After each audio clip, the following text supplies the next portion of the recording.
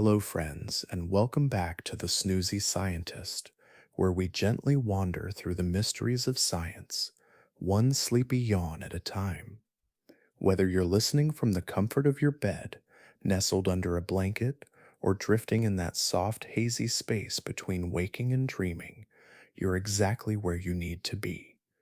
Tonight, we're going back in time to slip beneath the surface of ancient oceans, oceans far darker, far stranger, and far more dangerous than the seas we know today. Long before humans walked the earth, these waters were ruled by monsters, predators so enormous and so terrifying that nothing alive today, not even the great white shark, could compare.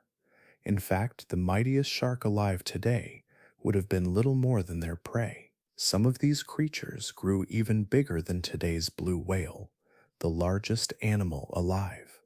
Others had teeth the size of human hands, designed to crush bone in a single bite.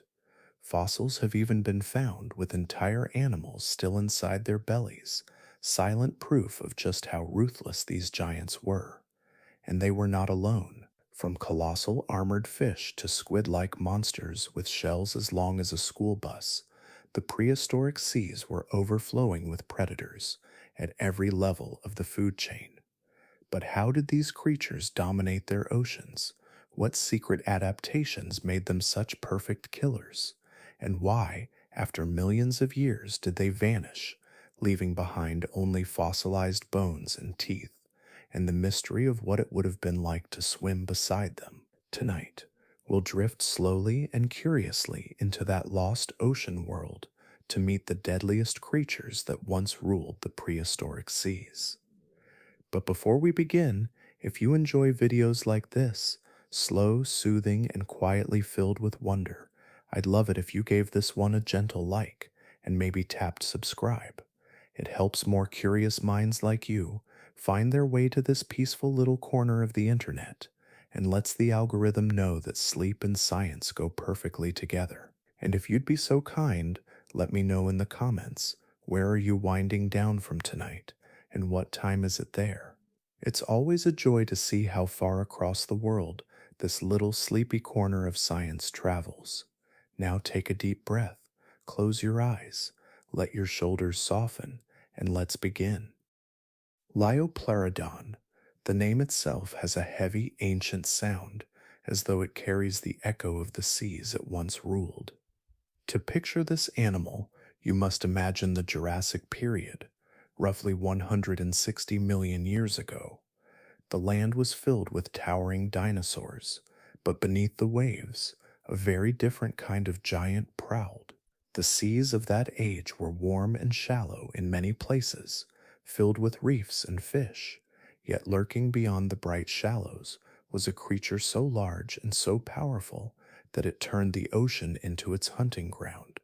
Some early estimates placed Liopleurodon at lengths of more than 80 feet, a monster on a scale that defies belief.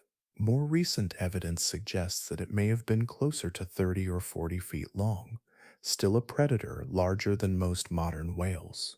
Its body was sleek, with 4 enormous flippers that gave it the ability to accelerate with startling speed. Imagine something the size of a bus, yet able to twist and surge through the water like a torpedo. It was built not just for size, but for pursuit. Its head alone was a weapon. Liopleurodon's skull was long and filled with knife-shaped teeth that locked into its jaws like the blades of a saw. Scientists have studied the strength of those jaws and believe they delivered a bite force of up to 33,000 pounds per square inch. To compare, the saltwater crocodile, the most powerful biter alive today, can deliver about 3,000 pounds per square inch. That means Liopleurodon could snap down with more than 10 times the force of the largest living reptile. When its jaws closed, bone, shell, and flesh alike would shatter. What makes Liopleurodon especially terrifying is not only its bite, but also its hunting strategy. It was an apex predator, which means that nothing in its environment was safe from its attacks. Fossils suggest that it fed not only on large fish and squid, but also on other giant reptiles, including long-necked plesiosaurs. One fossil record shows bite marks so deep and violent that the victim could have been killed instantly. To other creatures of the Jurassic seas, Liopleurodon was not just a threat, it was death itself lurking in the dark. Scientists believe Liopleurodon would have glided through the water with astonishing grace, its massive flippers powering it silently beneath the waves. With each beat, it could surge forward like a torpedo, its long body cutting effortlessly through the currents. To the smaller creatures that shared its world, its presence would have felt like a shadow passing overhead, immense and inescapable. Even today, when paleontologists study its fossilized skulls and teeth, they describe it as the ultimate killing machine of the Jurassic seas, a living submarine with teeth designed for mastery of its environment. Paleontologists have described it as a living submarine with teeth, and that description fits perfectly. Its long body, its immense power, and its deadly mouth all worked together in a design that was both elegant and terrifying. Evolution had shaped it into a predator that could chase, strike, and kill with precision. It was not wasteful, nor was it clumsy. It hunted with accuracy, bringing down prey far larger than most predators could ever hope to attack. For millions of years, Liopleurodon was the master of its world, a creature that ruled with unmatched strength. Yet as time passed, other predators would rise to claim dominance of the seas. New reptiles with even more unusual adaptations began to emerge, and one of them would become known as the true dragon of the oceans. It was an animal with a body like a serpent and jaws that could unhinge like those of a snake, allowing it to swallow prey whole. This fearsome ruler was the Mosasaurus, and its reign would come to challenge everything that swam in the prehistoric seas. As time passed and the Jurassic seas gave way to the Cretaceous, a new terror rose to take command of the oceans. Its name was Mosasaurus, and to those who study ancient life, it is remembered as the true Leviathan of the Cretaceous seas. If Liopleurodon was a living submarine armed with knives, then Mosasaurus was something else entirely, a reptilian dragon that transformed the oceans into its hunting grounds. Mosasaurus could grow to lengths of 50 to 60 feet, its body stretching as long as a city bus, but unlike the slow weight of such machines, this creature was agile and fast. It belonged to a family of marine lizards related to today's Komodo dragon, though the comparison hardly captures the scale. Imagine a Komodo dragon the size of a bus, only more streamlined, more muscular, and with a tail built for power. That was Mosasaurus. Its head was massive, its jaws capable of something unusual for a reptile of its size. Much like a snake, its jawbones were loosely hinged, allowing the mouth to open incredibly wide. This adaptation meant Mosasaurus did not need to tear prey into smaller pieces. Instead, it could swallow its victims whole, pulling them down with curved teeth that locked prey in place, much like the barbs of a fishing hook. Once an animal was caught in those jaws, there was no escape. Fossils have revealed extraordinary details of its diet. The preserved contents of stomachs show that Mosasaurus ate turtles with thick shells, sharks with armored skin, and even other mosasaurs. It was not simply a hunter of small creatures, it was a predator that fed on rivals, including members of its own kind. Cannibalism was not rare in its world, but rather another layer of its brutal dominance. In its ancient seas, Mosasaurus would have patrolled warm lagoons and open waters with powerful strokes of its tail, its vast body casting shadows over schools of fish and turtles below. Fossil evidence shows that when it struck, it could unhinge its jaws like a snake, pulling its prey deep into its throat with astonishing ease. To witness such a sight from a safe distance would have been both mesmerizing and terrifying, a reminder of how the oceans once belonged to reptiles of unimaginable size. Its skull alone stretched more than 5 feet, filled with conical teeth that curved slightly backward. These teeth were perfect for seizing slippery prey, making it nearly impossible for a struggling animal to wriggle free. Scientists believe its bite was strong, though not as crushing as Liopleurodon. Instead, Mosasaurus relied on precision and speed, its entire body built for ambush and domination. Unlike the pliosaurs of the Jurassic, it did not need to wrestle or tear apart its meals.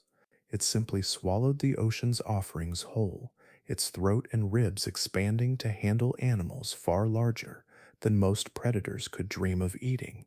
Its world was one of constant competition, and to survive, Mosasaurus had to be ruthless. Sharks prowled the waters, other marine reptiles hunted the same prey, and even members of its own family could turn into rivals. Yet Mosasaurus stood above them all, a reptile that combined the cunning of a lizard, the swallowing power of a snake, and the raw size of a whale. For more than 20 million years, it ruled vast stretches of ocean, from the coasts of Europe to the shallow seas of North America. The image of Mosasaurus, jaws yawning open wider than any modern predator, has captured human imagination for centuries. To watch it feed would have been both horrifying and awe-inspiring, a reminder that the sea has always been a place of giants. And just as Mosasaurus reached the height of its power, another predator waited in the wings, one that would grow even larger and carry teeth that dwarfed those of any reptile. It was not a marine reptile at all, but a shark, and it would one day dominate the seas in its own reign of terror. As the Cretaceous seas gave way to new ages, the reptiles that once ruled the oceans eventually disappeared. But the oceans did not remain empty of giants. Evolution opened the door for another kind of predator, one that was not a reptile at all, but a shark. This was Megalodon, the largest shark to have ever lived, and perhaps the most terrifying hunter the seas have ever known. Megalodon could grow longer than 60 feet, making it about 3 times the length of a great white shark. Its body was massive, thick and muscular, built for both speed and power, but its most famous feature was its teeth. Each one was roughly the size of a human hand, triangular in shape with razor-sharp edges. Fossils of these teeth have been found all over the world, in numbers so great that they are sometimes sold in markets as curiosities. Yet when placed into context, they remind us that these belong to a predator so immense that it dwarfs anything swimming in today's oceans. The power of its jaws was almost beyond comprehension. Scientists estimate Megalodon's bite force reached nearly 40,000 pounds per square inch. That is about 3 times stronger than the bite of a Tyrannosaurus rex, a dinosaur already famed for its crushing jaws. With such strength, Megalodon could shatter bones, shear through cartilage, and reduce entire animals to pieces in moments. It did not need to nibble or test its prey. A single bite was often enough to end the struggle. Fossil evidence gives us haunting glimpses into its hunting behavior. Ancient whale bones have been discovered with deep, crescent-shaped marks carved by Megalodon's teeth. Some skeletons show injuries to the ribs and vertebrae, signs that Megalodon aimed for the most vulnerable parts of its prey, striking with precision to immobilize them quickly. Others show tooth marks on flippers, as though the shark had attacked from below, severing a whale's ability to swim before dragging it down into the depths. Its prey was enormous, yet to Megalodon, even whales were just food. It is believed that a single Megalodon could swallow an orca whole, a chilling reminder of just how vast the difference was between it and modern predators. Imagine today's oceans, where orcas are considered apex hunters. If Megalodon were still alive, those powerful orcas would be reduced to mere snacks. The oceans of Megalodon's time were filled with marine mammals, including early forms of whales and dolphins. This abundance provided the perfect environment for such a giant shark to thrive. Unlike today's great whites, which often rely on stealth, Megalodon likely used brute force and its sheer size to overpower its prey. With its enormous body and powerful tail, it could surge forward at speeds surprising for its bulk, delivering crushing blows that left no chance of survival for its victims. The presence of Megalodon must have transformed the seas. Smaller sharks and other predators would have given way, scattering in its shadow. Whales traveling in pods may have been forced to change their migration paths, trying to avoid the giant hunters waiting for them in coastal waters.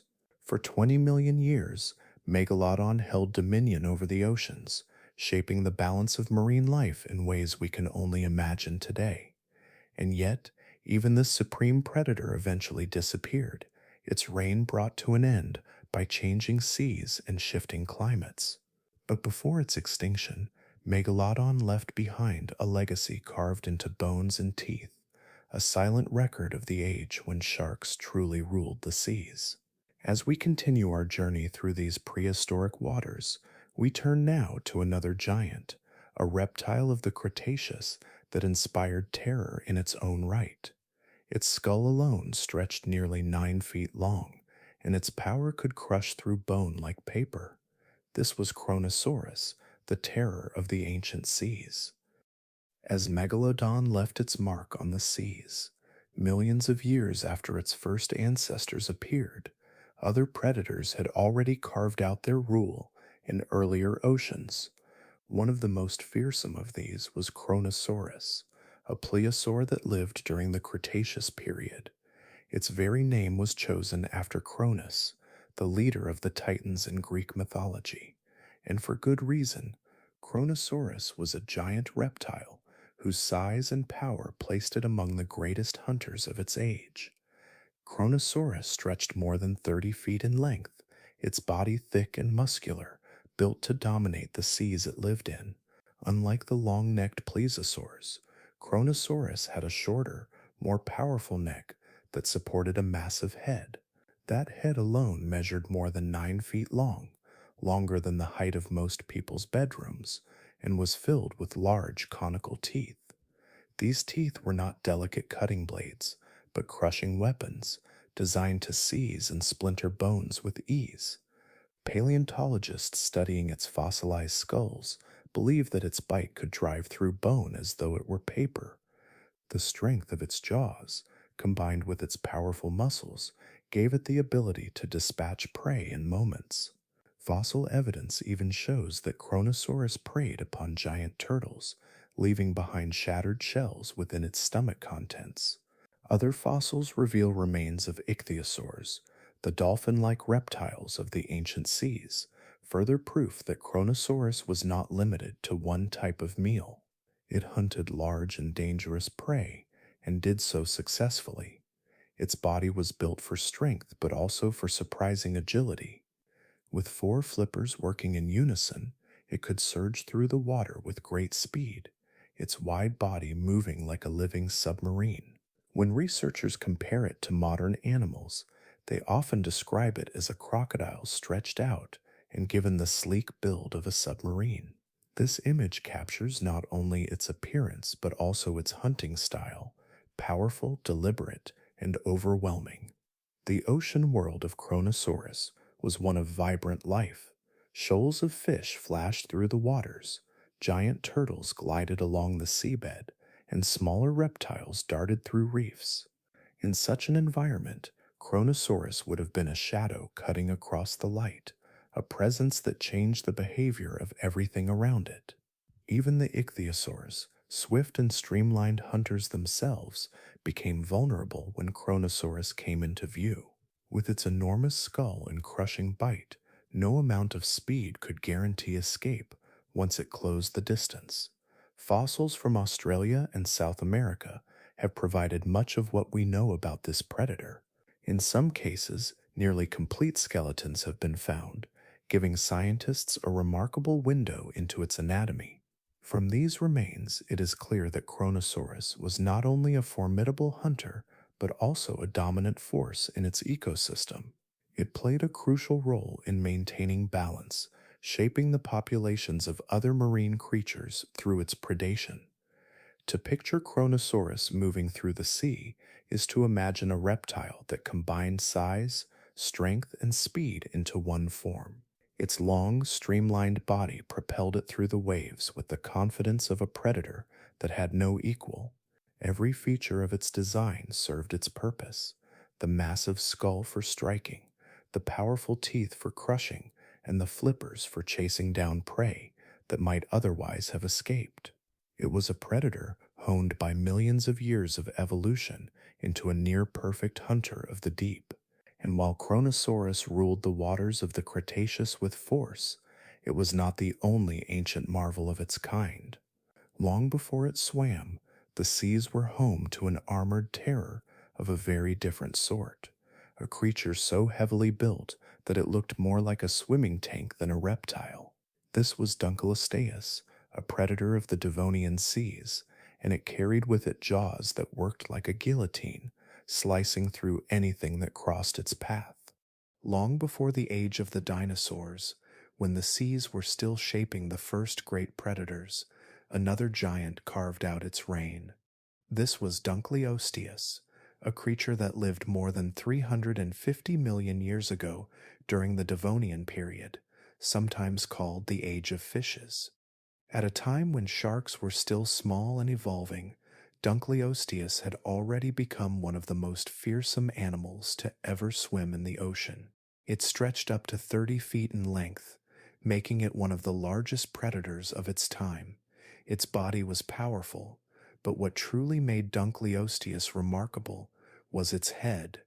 Instead of delicate teeth like those of later sharks, its head was armored with thick plates of bone. These plates formed razor-sharp edges that worked like blades. They were not true teeth but crushing jaw plates, honed into shearing edges that could slice through flesh, bone, and even the armored shells of its prey. The bite force of Dunkleosteus has been estimated at nearly 8,000 pounds per square inch. To picture this, imagine a steel guillotine snapping shut with unstoppable strength. That is why paleontologists often compare it to a swimming guillotine, a predator that could sever its prey in half with a single bite. Unlike other fish that nibbled or tore, Dunkleosteus could open its jaws in a fraction of a second, create suction to draw prey in, and then snap its plates shut with devastating power. Nothing in its environment could withstand such a weapon. Fossil evidence gives us striking glimpses of how it fed. Some specimens show smaller fish preserved halfway down its throat, caught in the very moment of being swallowed. Dunkleosteus was not a picky eater. It consumed almost anything that crossed its path, including fish, cephalopods, and other armored creatures. Its own kind may not have been safe either. As bite marks suggest, it may have even attacked fellow Dunkleosteus in moments of hunger or competition. Its armored head and fearsome jaws were matched by its thick body, which was encased in bony plating near the front. This gave it the appearance of a tank, a living fortress designed both for offense and defense. The rear of its body may have been less heavily armored, allowing it to move with speed and agility despite its size. In the dim seas of the Devonian, its silhouette must have been unforgettable, a looming wall of armor gliding silently before striking with deadly speed. Unlike the streamlined reptiles that would come millions of years later, Dunkleosteus was blunt and heavy, built less for elegance and more for brute force. But this brute force made it the undisputed ruler of its oceans. Smaller sharks and fish could do nothing but scatter when it approached. Even creatures with shells or bony armor could not withstand the slicing power of its jaw plates. It was an apex predator in every sense, shaping the ecosystem of its time simply by existing. To reflect on Dunkleosteus is to see how early evolution tested the limits of power and design. It did not need the long, sleek body of a Mosasaurus or the torpedo shape of a Liopleurodon. Instead, it was a creature of extremes, a fusion of armor and guillotine-like jaws that turned the Devonian seas into its hunting ground. For millions of years it thrived, proving that raw strength and simple brutality could be enough to dominate an entire ocean. But the history of the seas is one of constant change, and no ruler holds the crown forever. As Dunkleosteus eventually disappeared, new predators rose to take its place, each one stranger than the last. Among them was a shark with perhaps the most bizarre jaw ever imagined, a spiral of teeth coiled like a buzzsaw. This was Helicoprion, a predator whose strange design puzzled scientists for more than a century. From the armored tanks of the Devonian, evolution turned its attention to stranger experiments, and few were as puzzling or as haunting as Helicoprion. This was a shark that lived around 270 million years ago, long before the time of dinosaurs, in seas that looked very different from the ones we know today. At first glance, Helicoprion may have seemed ordinary, with a long body stretching 20 to 30 feet, a predator's streamlined shape, and fins that carried it gracefully through the water. But hidden in its mouth was a feature unlike anything seen in any other animal, living or extinct. Instead of rows of teeth like modern sharks, Helicoprion carried its teeth in a single, spiraled whorl, a curling buzzsaw of blades that wound tightly inside its lower jaw. Each time a new tooth grew, it was added to the coil, pushing the older ones forward, so the spiral continued to grow throughout the shark's life. The result was a jaw lined with a rolling saw blade of teeth, sometimes spiraled tightly like the coiled shell of a nautilus. For more than a century, scientists puzzled over what this strange feature might have looked like in life. Early reconstructions placed the spiral outside the mouth, hanging like a grotesque ornament, or even positioned on the shark's snout. But further studies and better fossils revealed that the saw sat inside the lower jaw, coiled neatly and ready to strike. The upper jaw pressed prey downward into the spiral, and with a quick closing motion, the buzzsaw would slice its victim apart. Imagine the mechanics of it. The spiral teeth did not simply hold or puncture, they worked in a rolling motion, dragging prey deeper into the mouth while cutting it into manageable pieces. Some scientists believe Helicoprion could slice a fish almost in half with a single spin of its jaw, the sharp blades shearing through flesh and bone. It was not a hunter that relied on brute strength alone, but on a precision tool unlike anything in the natural world.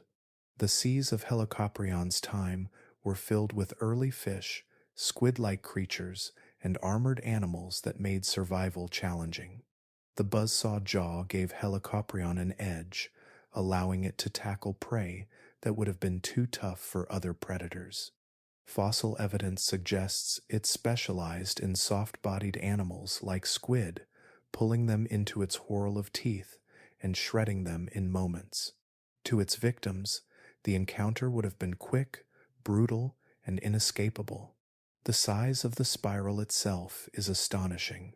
Some fossil whorls measure more than a foot across, meaning the teeth of an adult Helicoprion could have formed a saw as wide as a dinner plate. Each blade was sharp and serrated, ready to cut and grind. Unlike modern sharks, which constantly shed their teeth and leave them scattered across the seafloor, Helicoprion carried its teeth forward in its spiral, building a record of its entire life inside its jaw.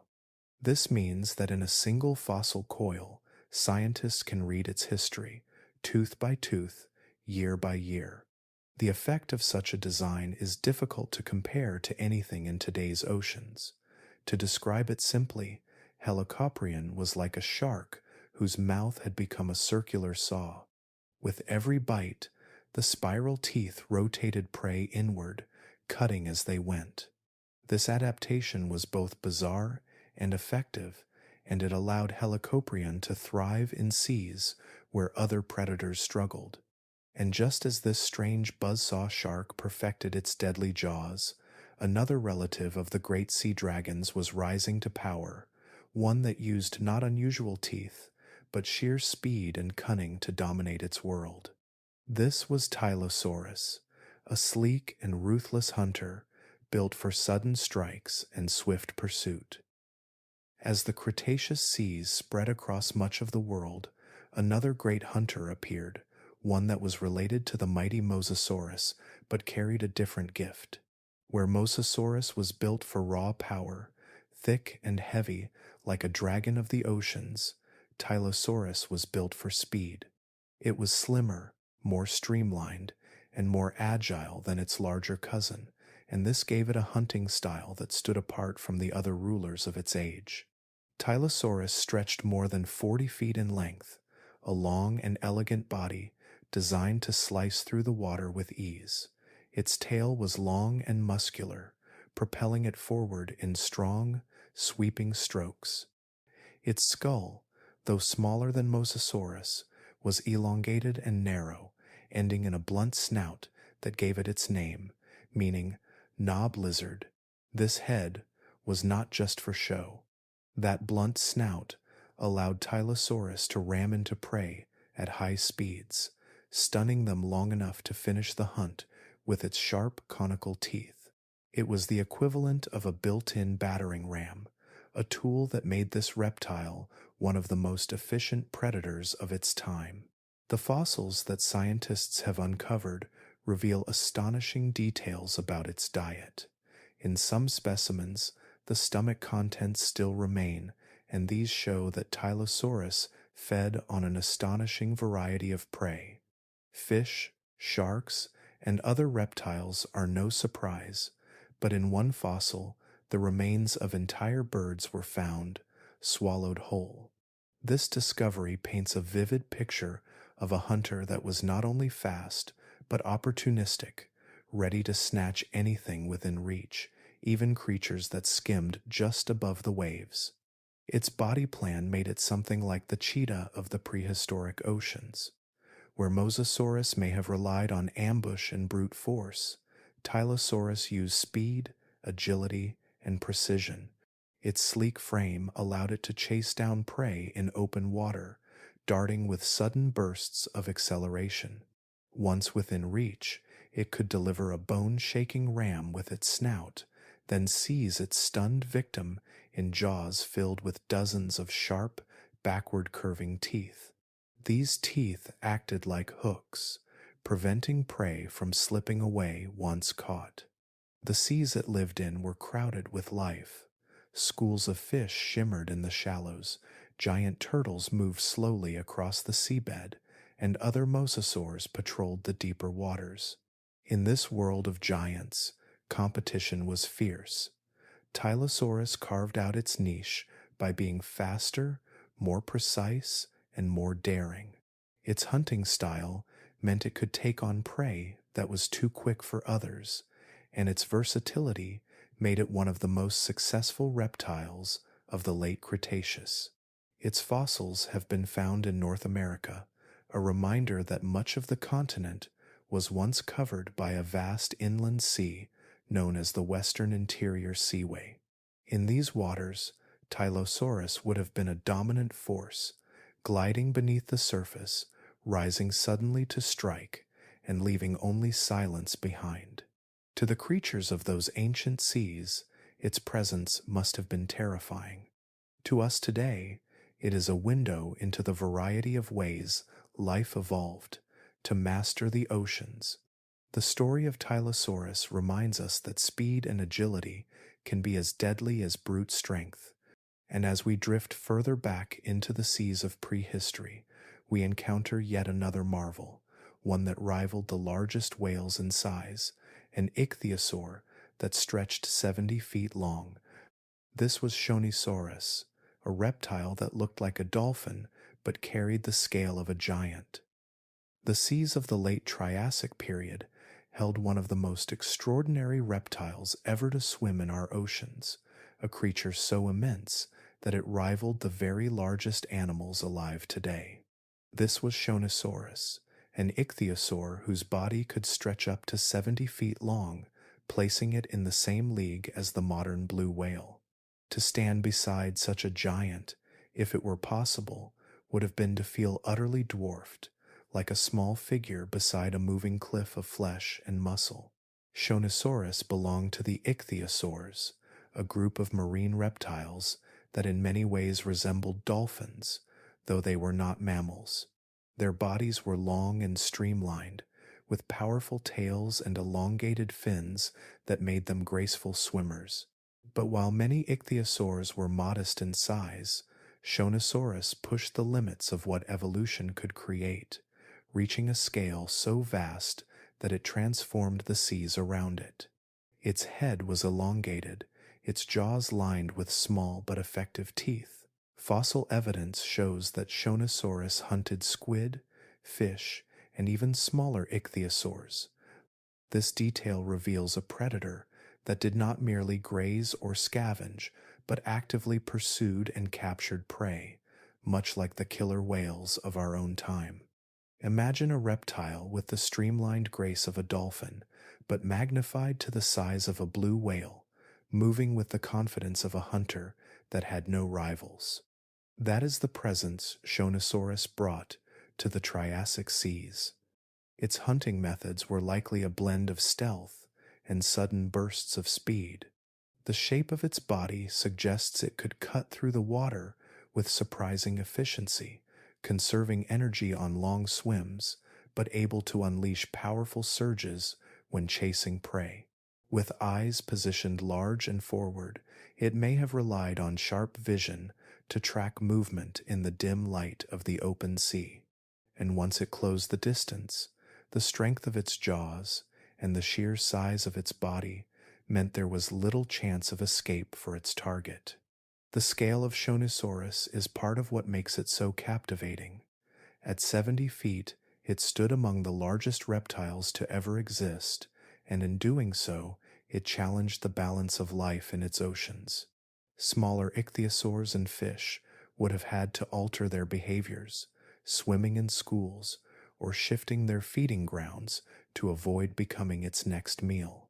Squid, which were abundant in those seas, may have been its primary prey, but the fossil record tells us it did not hesitate to consume others of its kind when the opportunity arose.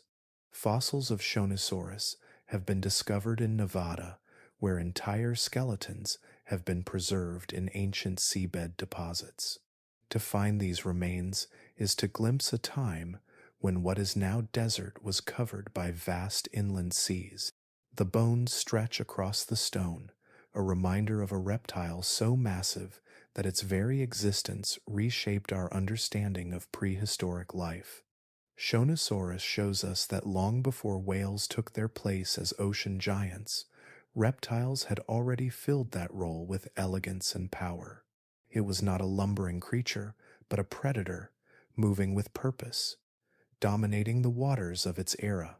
Its sheer scale invites awe, and its predatory habits reveal the raw competitiveness of life, even at such a size.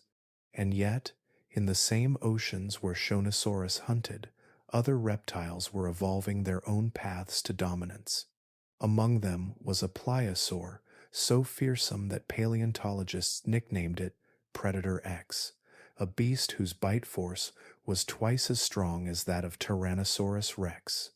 This was Pliosaurus funke, another reminder that in the ancient seas, the contest for survival was fought on a truly colossal scale.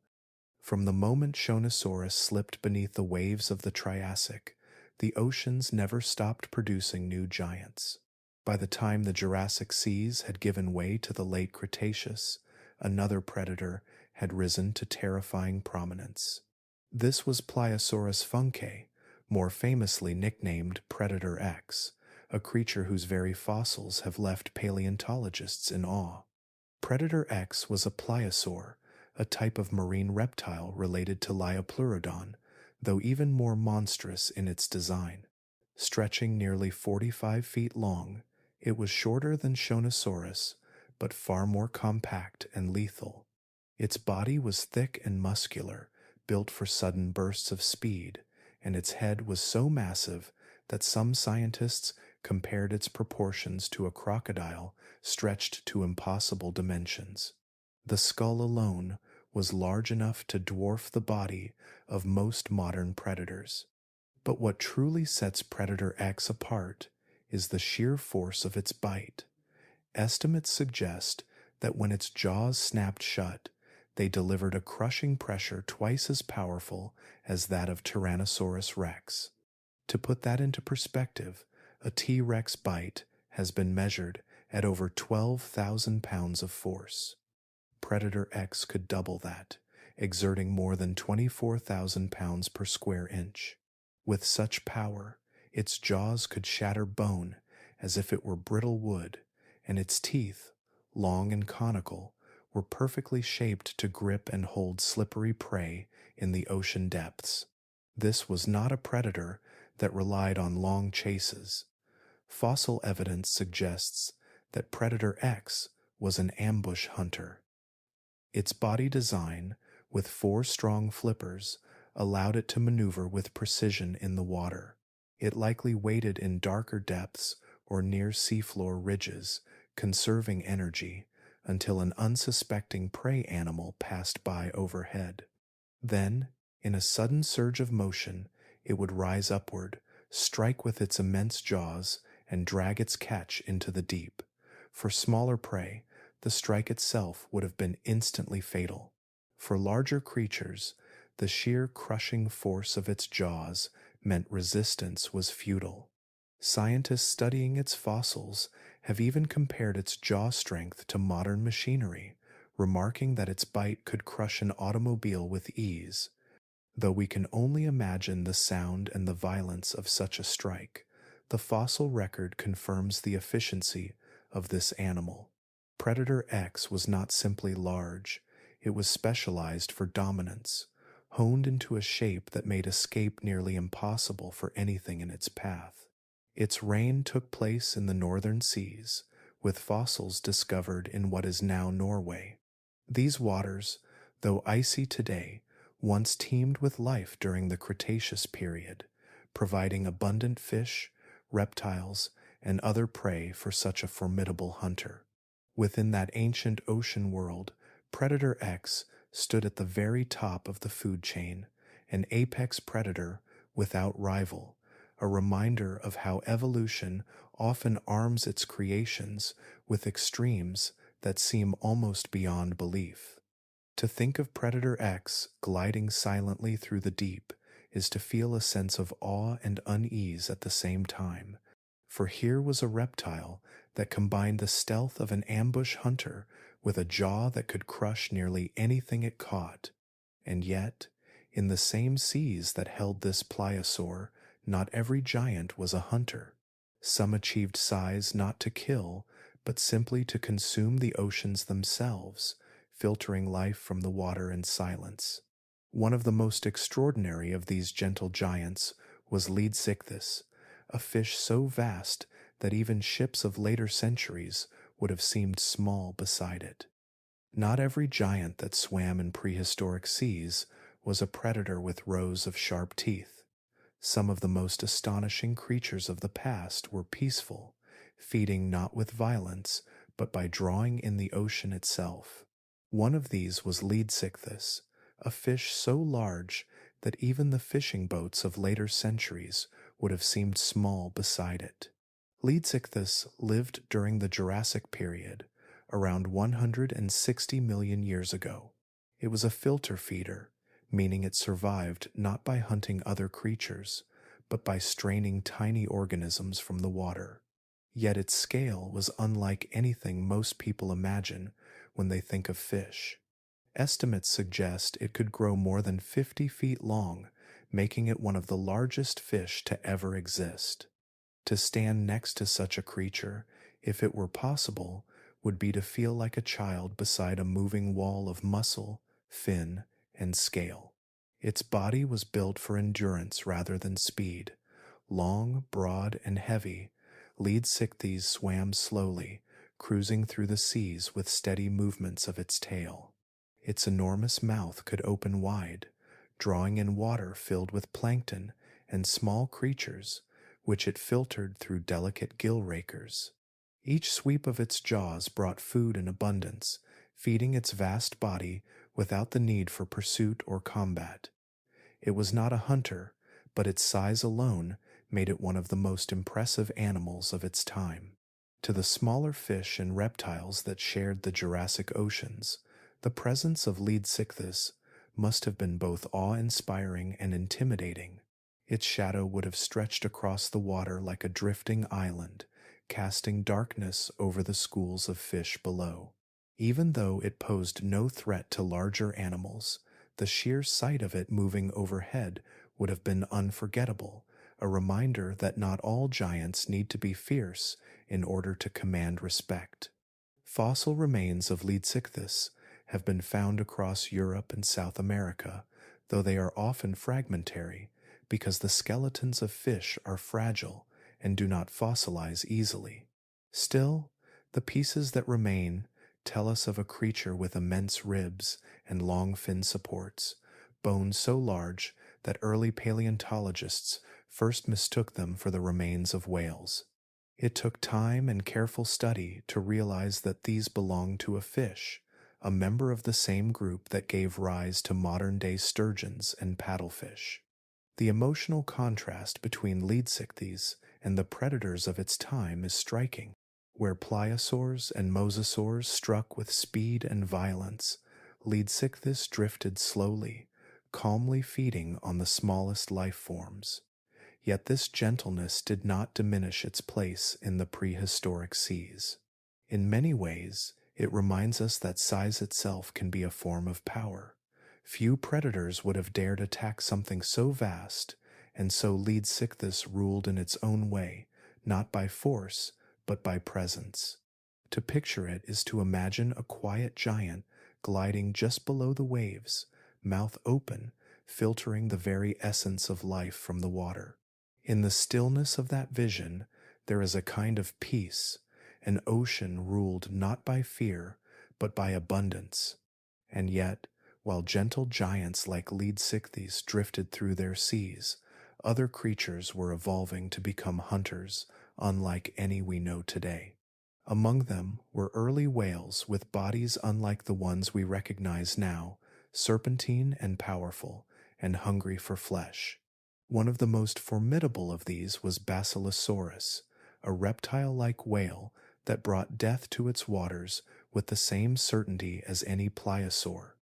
Long after the reign of giant reptiles had ended, the oceans saw the rise of a new kind of ruler. Mammals that once scurried on land began to return to the sea, slowly reshaping their bodies until they became fully aquatic once again. Out of this remarkable transformation came one of the strangest and deadliest hunters in Earth's history, a creature that looked like no whale alive today. This was Basilosaurus, the so-called death whale. Despite its name, Basilosaurus was not a reptile, but an early whale that lived around 40 million years ago during the Eocene epoch.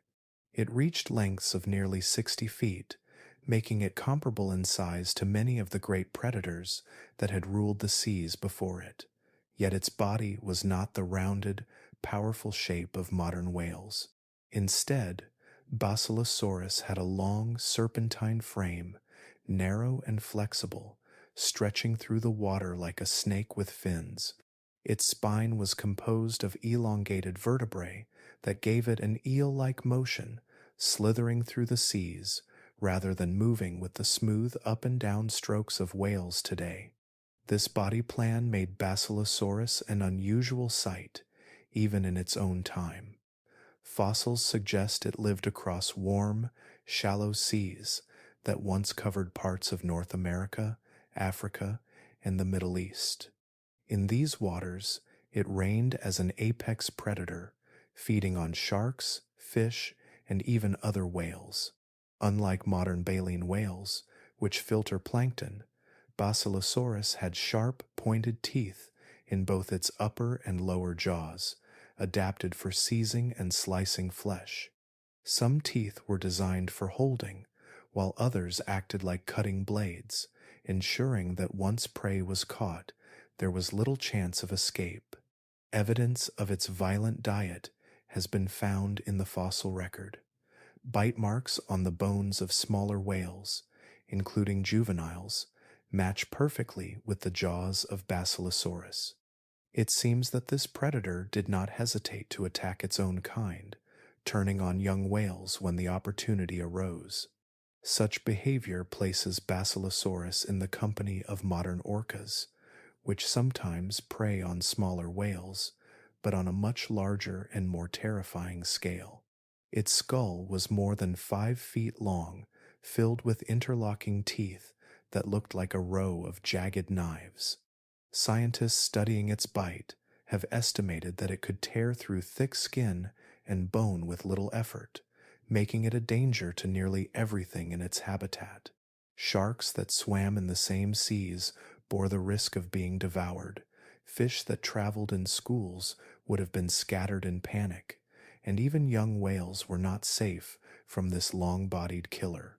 What makes Basilosaurus particularly fascinating is the contrast between its ancient form and the whales we know today. Modern whales are sleek, rounded, and powerful, with tails that drive them gracefully through the water. Basilosaurus, by comparison, was lean, snake-like, and almost alien in its proportions. It shows us that the path from land mammals to the giants of today was not simple or direct, but filled with strange experiments in body design.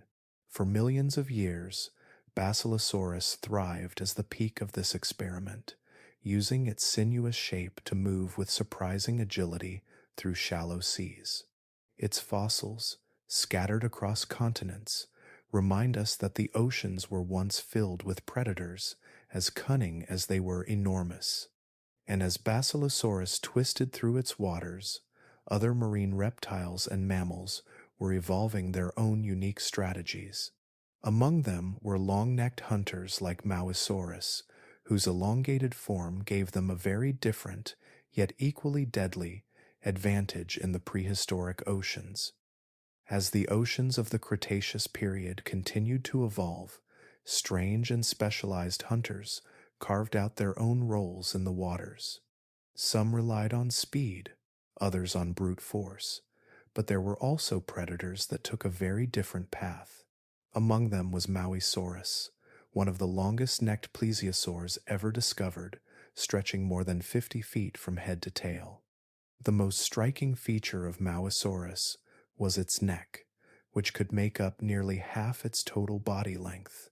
This long, flexible extension allowed it to move its head in ways that other marine reptiles could not.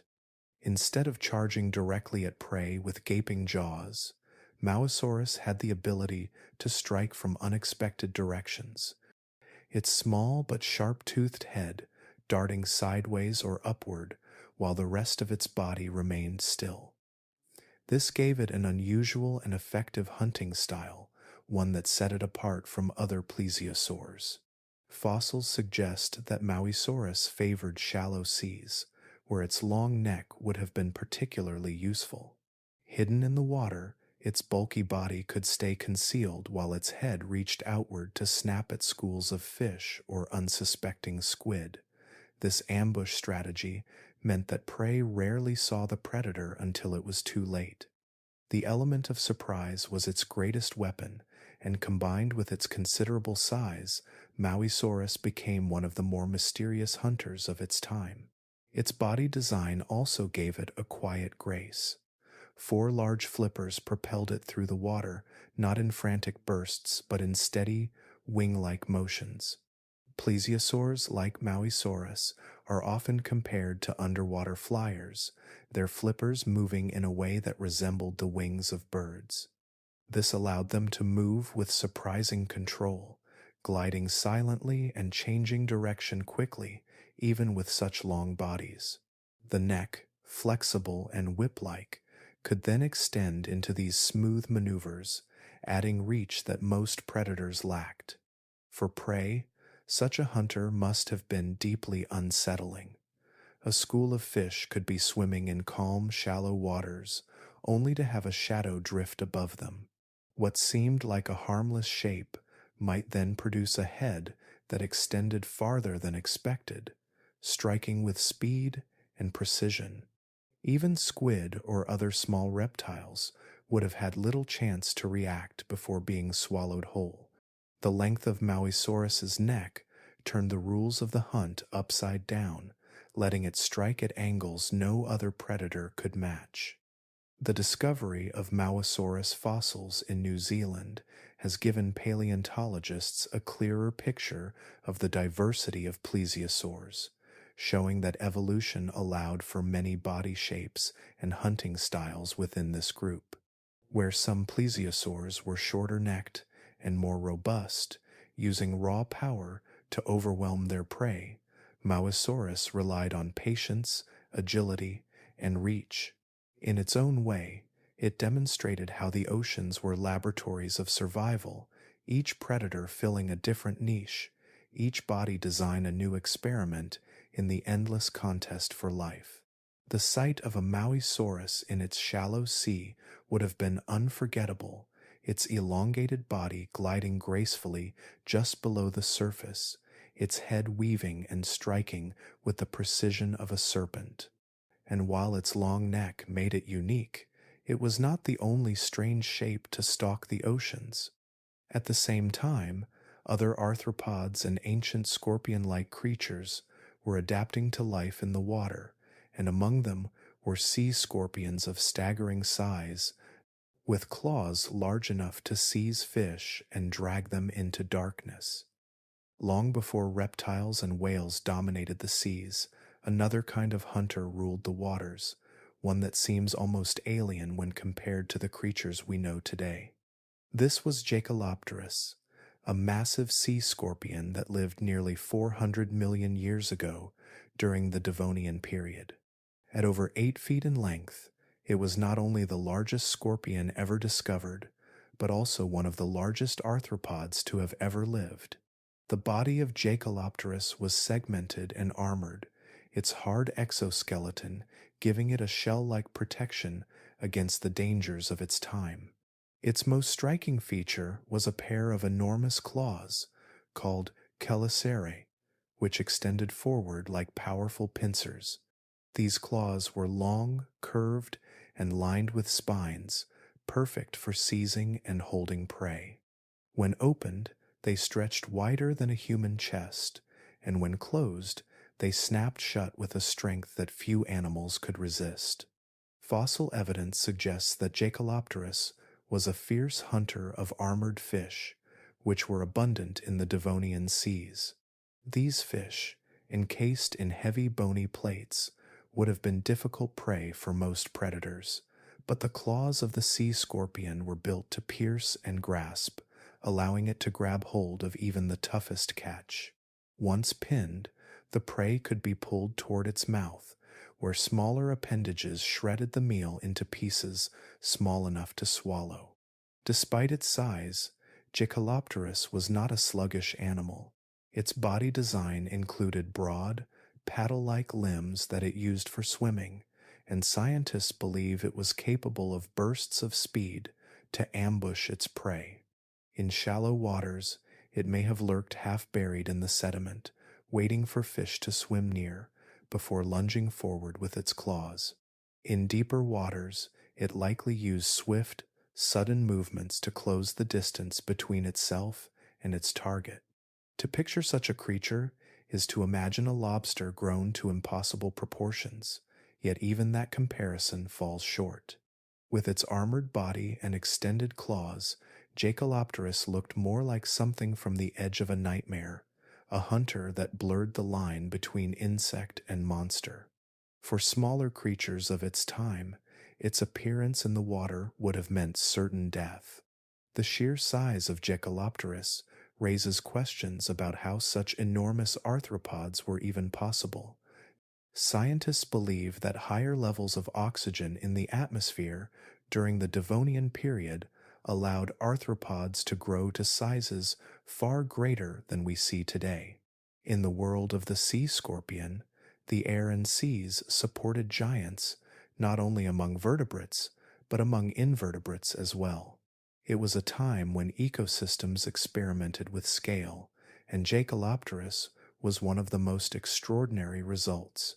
Even though it lived hundreds of millions of years ago, its fossils are remarkably detailed. Tracks preserved in ancient sediments suggest that Jaekelopterus was not limited to the water alone, but could crawl onto land for short periods, much like modern crabs and horseshoe crabs do.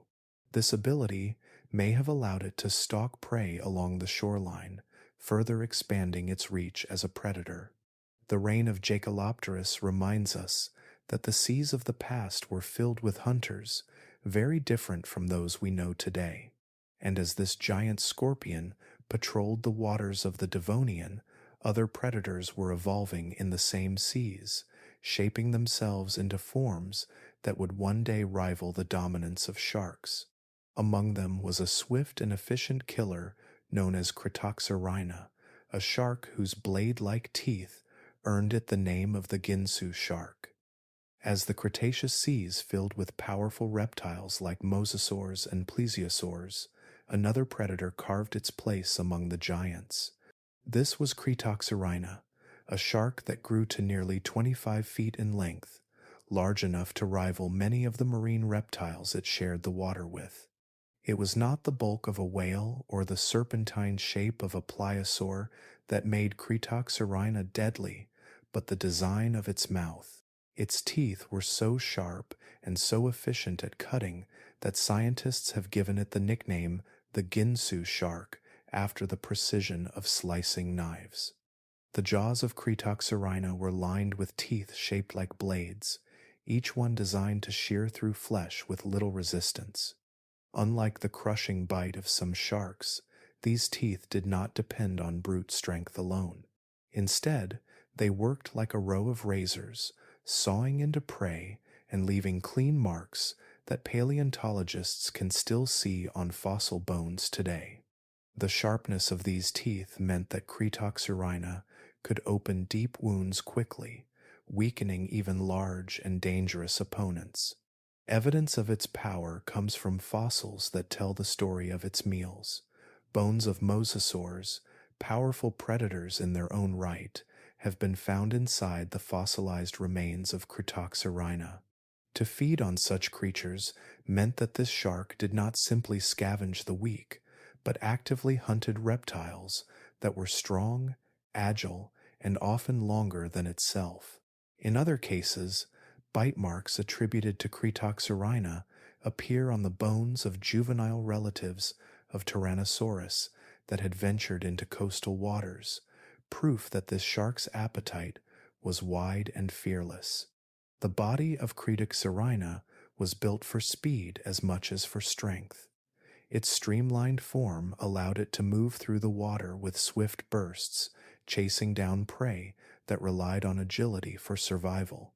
The tail, powerful and crescent-shaped, would have given it the acceleration needed to strike quickly, while its broad fins stabilized its motion as it closed in on its target. With each lunge, its jaws could open wide, delivering rows of slicing teeth into flesh and bone. The reach of Cretoxyrhina extended across much of the world.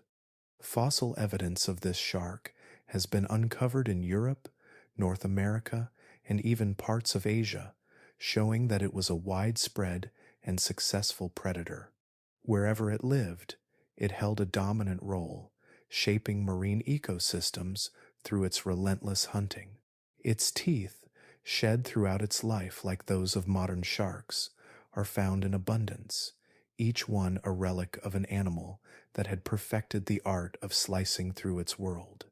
To imagine a sea filled with Cretoxyrhina is to picture an ocean where no creature could feel entirely safe. Even powerful reptiles like mosasaurs were not beyond its reach, and smaller creatures stood little chance when faced with its knife-like jaws. Yet it was only one of many predators evolving in these ancient seas.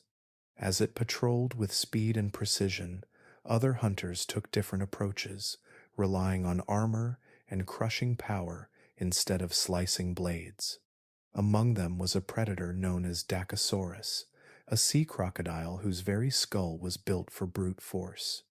While sleek sharks like Cretoxyrhina ruled with speed and razor-like teeth, another predator took a different path, relying on brute force rather than slicing finesse. This was Dakosaurus, often called the sea crocodile or the Godzilla croc. At between 15 and 20 feet in length, it was smaller than some of the other ocean giants, but its design made it one of the most formidable hunters of its age. The skull of Dakosaurus was its greatest weapon. Unlike the narrow snouts of many marine reptiles, its head was short and deep, built for raw crushing power. The teeth were not long, slender blades but blunt and serrated, shaped to grip and smash through flesh and bone. When its jaws closed, the force behind them was immense, more than enough to crack the shells of giant fish or break through the bones of other reptiles. This gave Dakosaurus a hunting style that was violent and direct, leaving little chance for escape once its jaws found their mark. Fossil evidence gives us a window into what this predator fed upon. In some fossilized remains, the stomach contents of Dakosaurus have been preserved, showing that it consumed not only enormous fish, but also other marine reptiles. This discovery paints a picture of a hunter that did not discriminate between prey types. If it swam, Dakosaurus was willing to take it on. Its broad jaws were like a living vice, and once clamped down, there was no release until the prey was broken apart. The body of Dakosaurus added to its strange, fearsome appearance. Its overall shape looked like a fusion of two animals we know today, the crocodile and the shark. Like crocodiles, it had a muscular, reptilian form with powerful jaws, but unlike modern crocodiles, it was fully adapted to life in the sea. Its limbs had evolved into flippers, allowing it to swim with ease.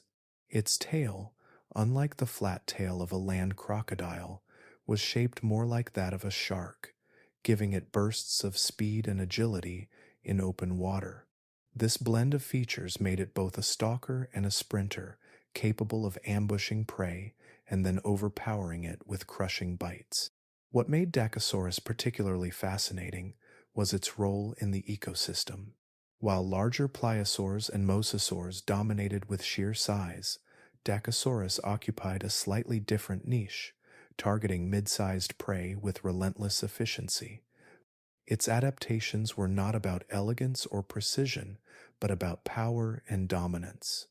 To smaller marine animals, it must have been terrifying, a creature that appeared from the depths with a crocodile's snarl and a shark's tail propelling it forward. The nickname Godzilla Croc captures its unusual, almost monstrous look. With its deep skull, serrated teeth, and muscular body, it truly did resemble a seagoing hybrid, something that seemed designed to embody destruction.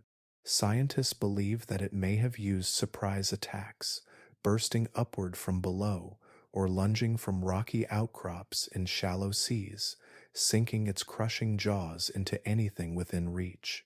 Its presence in the ancient oceans is a reminder of just how diverse marine predators once were, where some used speed, others used stealth, and Dakosaurus chose raw strength. And just as this predator thrived by crushing its prey, other creatures of the same era were taking on equally bizarre and specialized forms, some small, yet armed with weapons that looked out of place in the sea. Among them were fish that carried fangs like sabers, turning even ordinary-sized hunters into creatures of menace. Not every threat in the prehistoric seas came in the shape of a giant. Among the colossuses that ruled the oceans, there also lived predators of a smaller scale. and some of these were just as unsettling as the massive reptiles and sharks. One such creature was Enchodus, often nicknamed the saber-toothed herring. At first glance, it looked like a typical fish, sleek and streamlined, but its appearance was betrayed by a feature that set it apart from the ordinary. From its jaws jutted a pair of fangs, each longer than 6 inches, sharp as daggers and impossible to overlook. These teeth gave Enchodus a fearsome look, one that scientists often compare to the saber-toothed cats of much later times. But while cats prowled on land millions of years after Enchodus vanished, this little fish was already using long, curved fangs to dominate its environment. Its mouth was like a trap, lined with sharp teeth that could pierce through scales and flesh with ease, allowing it to hunt with precision and efficiency.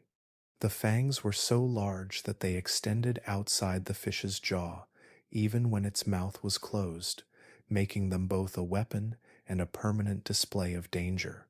What makes Enchodus even more striking is how widespread it was. Fossils of this saber-toothed fish have been found all over the world, from North America to Europe and the Middle East, showing that it was not confined to one region but thrived across many oceans and seas. The sheer abundance of its fossils tells us that Enchodus was one of the most common fish of its time. It was so numerous, in fact, that predators which fed on it often ended up with Enchodus teeth lodged inside their stomachs, a haunting reminder that even in death, its fangs remain dangerous. To the animals it hunted, Enchodus would have been a nightmare. Its sleek body allowed it to dart quickly through the water, and its jaws snapped forward to trap smaller fish, squid, or whatever prey it could manage. With dagger-like teeth, even a single bite would have been devastating.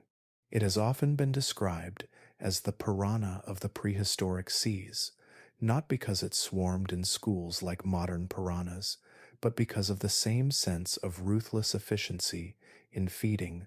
Small but armed, Enchodus proved that size was not always the deciding factor in survival.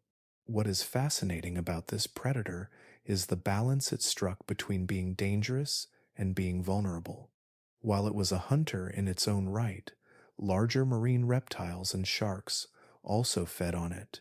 Its abundance meant that it was both a threat and a staple, part of the food chain, an animal feared by smaller creatures and yet still consumed by the giants of its age. This dual role highlights just how intricate prehistoric ecosystems were, where even an animal with saber-like fangs could at once terrify and be devoured. The sight of such a fish swimming in ancient waters must have been unsettling.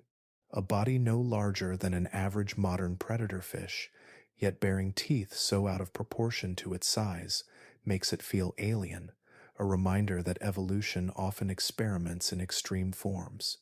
And as Enchodus hunted in swarms across the seas, other predators, with equally strange appearances, thrived alongside it.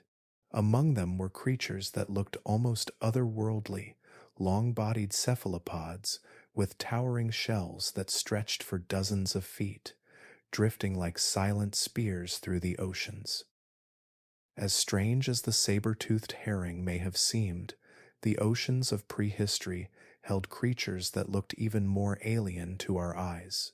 Among the most haunting of these were the Orthocone cephalopods, ancient relatives of modern squids and octopuses.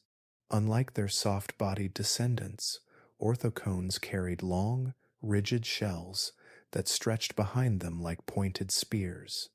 Some of these shells grew to more than 30 feet in length, making the animals not only some of the earliest large predators in the oceans, but also among the most imposing.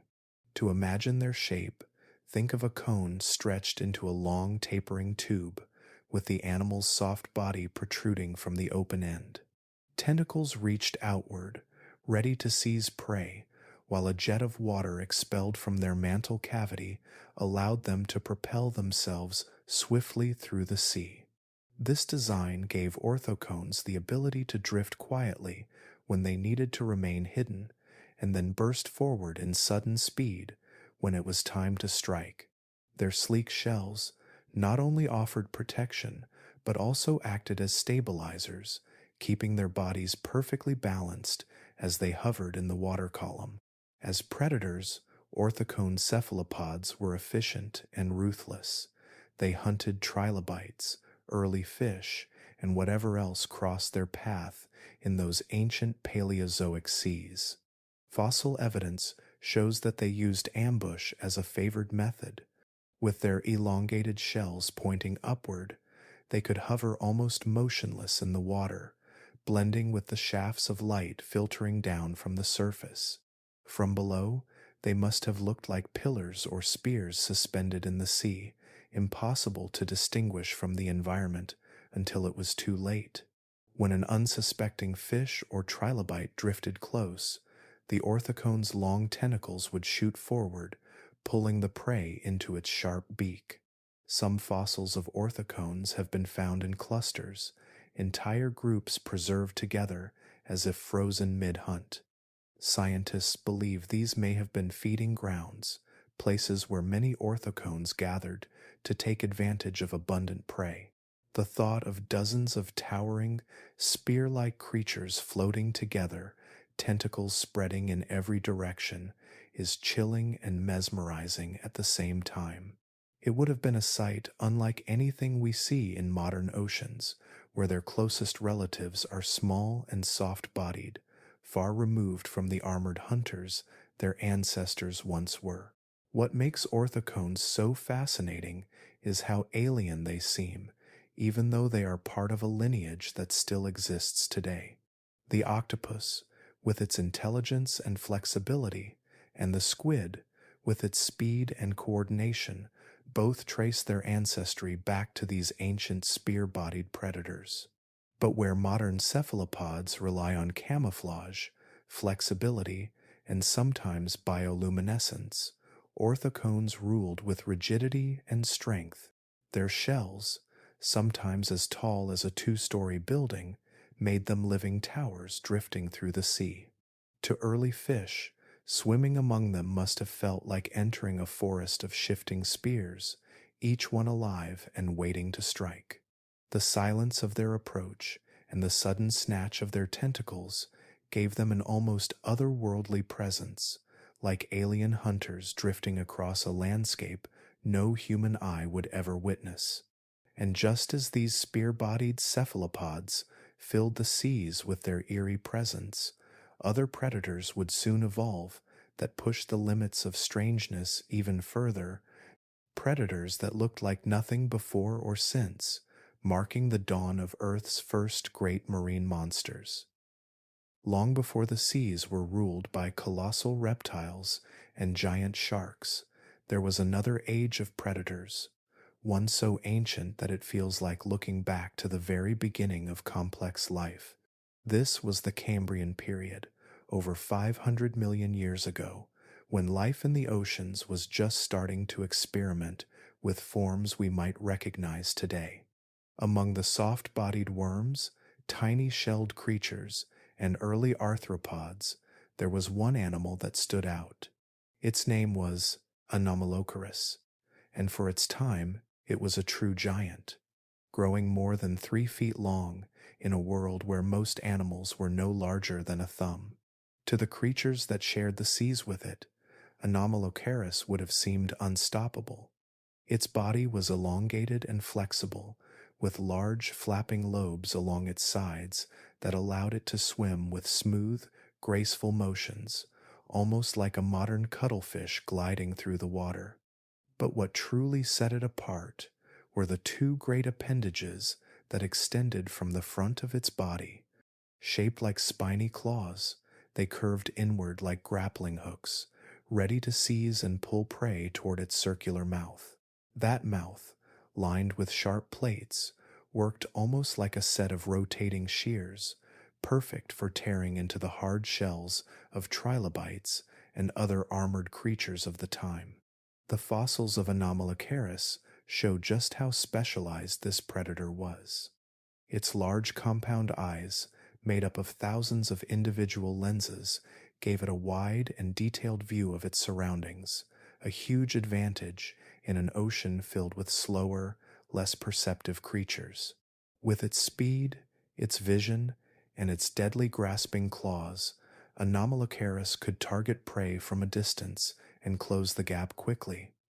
When it attacked, there was little chance of escape. Trilobites, which had some of the toughest armor of the Cambrian world, were no match for its shearing mouthparts, which could split their shells open as easily as if they were thin metal. What makes Anomalocaris remarkable is not just its size or its hunting style, but the role it played in Earth's history. It is often described as the first true superpredator, the first animal to dominate its ecosystem on such a scale. Before it appeared, most marine life lived in a balance of small grazers, scavengers, and filter feeders. But Anomalocaris shifted that balance. It was a creature that actively hunted, using speed and power to chase down prey. This marked a turning point in evolution, the beginning of an arms race where prey animals had to develop better defenses to survive. Some grew thicker shells, others learned to burrow more deeply into the sediment, and still others evolved ways of moving faster. All of these changes can be traced, in part, back to the rise of predators like Anomalocaris. Its very appearance also adds to its alien reputation. With large stalked eyes, curling spined arms, and a circular mouth that looked like a rotating ring of teeth, Anomalocaris seemed otherworldly. It does not resemble any one modern animal, yet hints of it can be seen in creatures alive today. Its flapping swimming lobes are echoed in the movements of squids, its powerful eyes are like those of mantis shrimp, and its grasping appendages remind us of crabs and lobsters, though no modern animal combines these features in quite the same way. In its time, Anomalocaris filled the role that the great white shark fills in today's oceans. It was the top of the food chain, feared by all and rivaled by none, and while it may look bizarre to us now, its existence set the stage for the long line of predators that would come after, each one pushing the boundaries of what evolution could create in the oceans. From here, the story of marine monsters only grew stranger and more terrifying, with each new age of the earth giving rise to creatures that pushed fear and fascination to new extremes. As we move further into the strange pages of prehistory, we encounter a creature that shows just how imaginative evolution could be. Not every predator relied on massive jaws or enormous size to strike fear. Some carried their menace on their backs, transforming their very bodies into something uncanny. One of the most bizarre examples of this is the Stethacanthus, a small shark that lived more than 300 million years ago. At first glance, it may not have seemed threatening, only 2 or 3 feet long, about the size of a modern catfish. But what set it apart was the incredible structure that rose from its back, an anvil-shaped fin that looked as though it had been borrowed from a world of nightmares. The fin itself was not smooth or streamlined like those of modern sharks. Instead, its top surface was flat, wide, and bristling with rows of tiny, tooth-like structures, creating a rough, spiny pad. From a distance, it might have looked like a buzzsaw or a strange weapon balanced on its back. This unique feature gave Stethacanthus an eerie outline as it glided through the water. In dim, shadowy seas, the flat shape may have made it appear larger or more intimidating to potential predators, an odd kind of defense through illusion. To others of its own kind, however, the fin may have been a display, a visual signal that played a role in attracting mates or asserting dominance. Some paleontologists have even speculated that the bristled surface of the fin may have served as more than decoration, The texture suggests that it might have scraped or pressed against prey during attacks, adding another layer of strangeness to its hunting strategy. Picture a shark that does not simply bite, but also grinds or rubs its quarry against a spiny surface before finishing the kill. Though the exact purpose of the fin remains debated, its very existence marks Stethacanthus as one of the most unusual creatures to swim the Paleozoic oceans. The rest of its body was much more familiar, sleek and shark-like, built for steady swimming. Its jaws contained sharp teeth suited for gripping slippery fish, and fossil evidence suggests it was an agile hunter, well adapted to a life of chasing and capturing smaller prey. Yet even when we consider its teeth and agility, it is that strange anvil fin that captures the imagination. In an era when sharks were still experimenting with their place in the food chain, Stethacanthus stands out as a reminder that evolution does not always choose the most straightforward path. Sometimes it creates forms so alien that even scientists today are left guessing at their purpose. What makes Stethacanthus even more haunting is how its silhouette would have appeared to creatures swimming nearby. In shallow waters or dimly lit environments, the odd shape on its back could have looked like something altogether different, perhaps a looming predator or an unnatural shape drifting just out of reach. For smaller animals in those ancient seas, the sight of a Stethacanthus could have been enough to stir a deep, instinctive fear. Even in the fossil record, the image of this shark is unsettling, a living contradiction of size and form, small in stature but unforgettable in appearance. And while the great predators like Dunkleosteus and Liopleurodon relied on raw power, Stethacanthus shows us that the oceans also belong to creatures that wielded strangeness as their greatest weapon. From this odd little shark, the story of prehistoric seas flows onward toward others that balanced power and peculiarity in ways that continue to fascinate, showing us that in the endless creativity of evolution, even the smallest hunters could leave behind shapes that feel like whispers from another world. Among the shifting tides of the ancient oceans, there were creatures that ruled not with speed alone, but with patience, precision, and perfect timing. One such ruler was Thalassomedon, a plesiosaur whose very name means Lord of the Seas. Stretching more than 40 feet in length, it carried a massive skull filled with sharp teeth, balanced on a body that moved with quiet grace. Its form was built for mastery of the shallows, where light filtered down in beams and schools of fish shimmered like liquid silver. Unlike the giants of the open ocean, Thalassomedon was a hunter that relied on the element of surprise. Its long neck could extend suddenly toward its prey, striking with a swiftness that few fish or squid could evade. Picture it waiting silently, its shadow blending with the dappled seafloor, its body almost still except for the gentle motion of its flippers. Then, in a sudden burst, its head darted forward, jaws snapping shut around a cluster of prey. This method of ambush gave it the title of Lion of the Shallow Seas, a predator that used patience and power rather than relentless pursuit. Its skull, large and formidable, was a weapon in itself. With teeth designed for gripping slippery prey, Thalassomedon could clamp down and hold its catch without mercy. Fossil discoveries reveal a diet that included schools of fish, squid, and other soft-bodied creatures. It likely fed in bursts, seizing great clusters of animals in a single strike before retreating into the shallows to swallow and prepare for the next attack. The rhythm of its life was not the constant chase of open ocean predators, but the stillness of waiting, followed by moments of ferocity. The body of Thalassomedon was just as fascinating as its skull.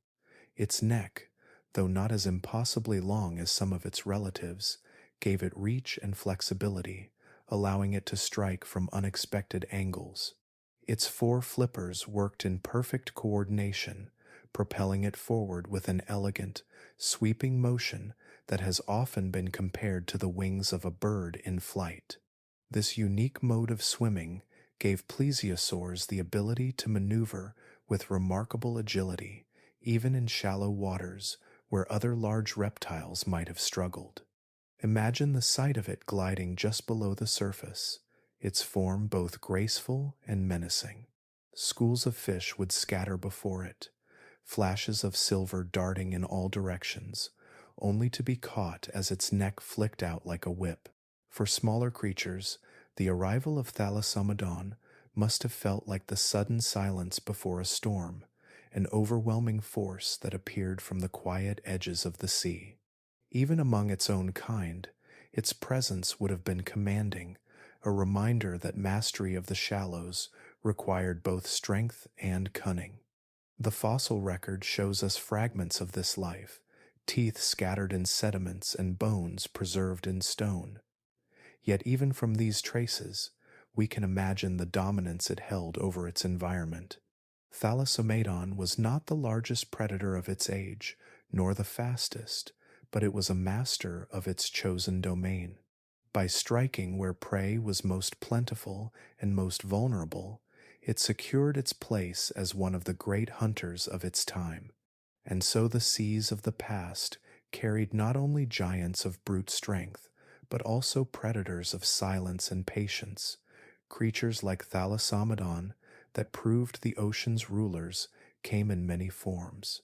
From here, the story of these strange masters of the seas continues, flowing toward others whose shapes and strategies reveal even more of evolution's endless imagination. Among the many plesiosaurs that once glided through the seas, Mauisaurus stands out as one of the strangest. Stretching nearly 50 feet in length, it was most remarkable for its neck, which made up almost half its entire body. This long, elegant feature was not simply for show. It gave Mauisaurus an extraordinary reach, allowing it to strike at prey from angles that no other marine reptile could manage. Where others had to chase, Mauisaurus could simply extend its head forward like a whip, snapping up fish before they even sensed the danger. The seas where Mauisaurus lived were often coastal shallows, places where life gathered in abundance. Schools of fish would shimmer just beneath the surface, their movements glittering in the sunlight as they darted in unison. It was here that Mauisaurus found its advantage. With its body hidden at a distance and its neck snaking silently forward, it could insert itself into the very heart of a school, jaws opening in a flash to snatch several fish at once. The speed of its strike was both unexpected and devastating, turning its long neck into one of the most specialized hunting tools of its age. Its head was not large compared to its body, yet it was filled with sharp, backward curving teeth. These teeth were perfectly adapted for gripping slippery prey, ensuring that once a fish or squid was caught, there was little chance of escape. The neck itself, though slender, was reinforced with strong muscles that allowed for sudden bursts of movement.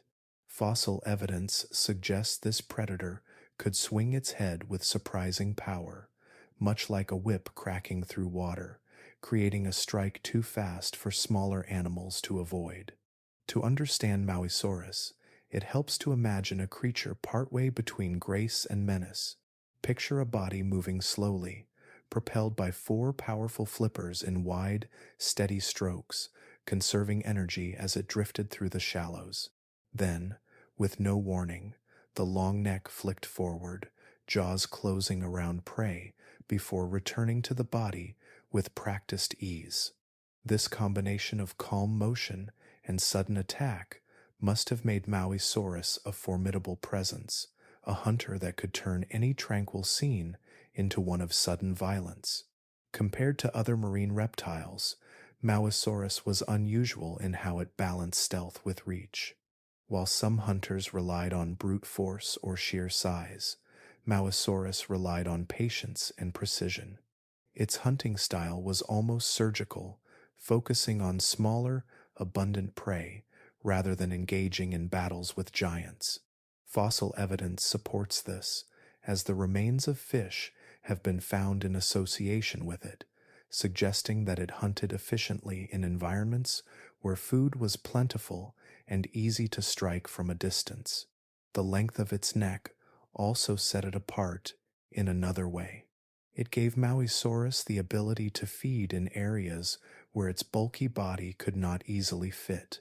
Shallow coastal waters often held hiding places among rocks, reefs, and underwater vegetation.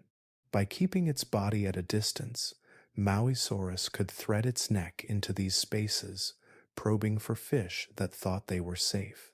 This strategy may have allowed it to exploit hunting grounds unavailable to other large predators, securing its role as one of the most specialized reptiles of the Cretaceous seas. In many ways, Mauisaurus could be compared to a giraffe, but not one quietly grazing on leaves. Instead, it was like a giraffe with the appetite and efficiency of a crocodile, using its extraordinary neck, not for feeding from trees, but for striking at the lives of countless fish. Its form was both elegant and lethal, a perfect example of how evolution shaped creatures not just for size, but for precision and strategy. From this long-necked predator, the story of prehistoric seas continues to unfold, flowing naturally into the lives of other extraordinary hunters that thrived in waters filled with both abundance and danger.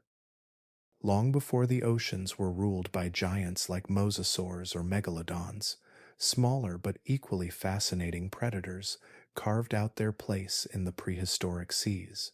One of these was Hybodus, a shark that lived for over 200 million years, from the late Permian period all the way into the Cretaceous.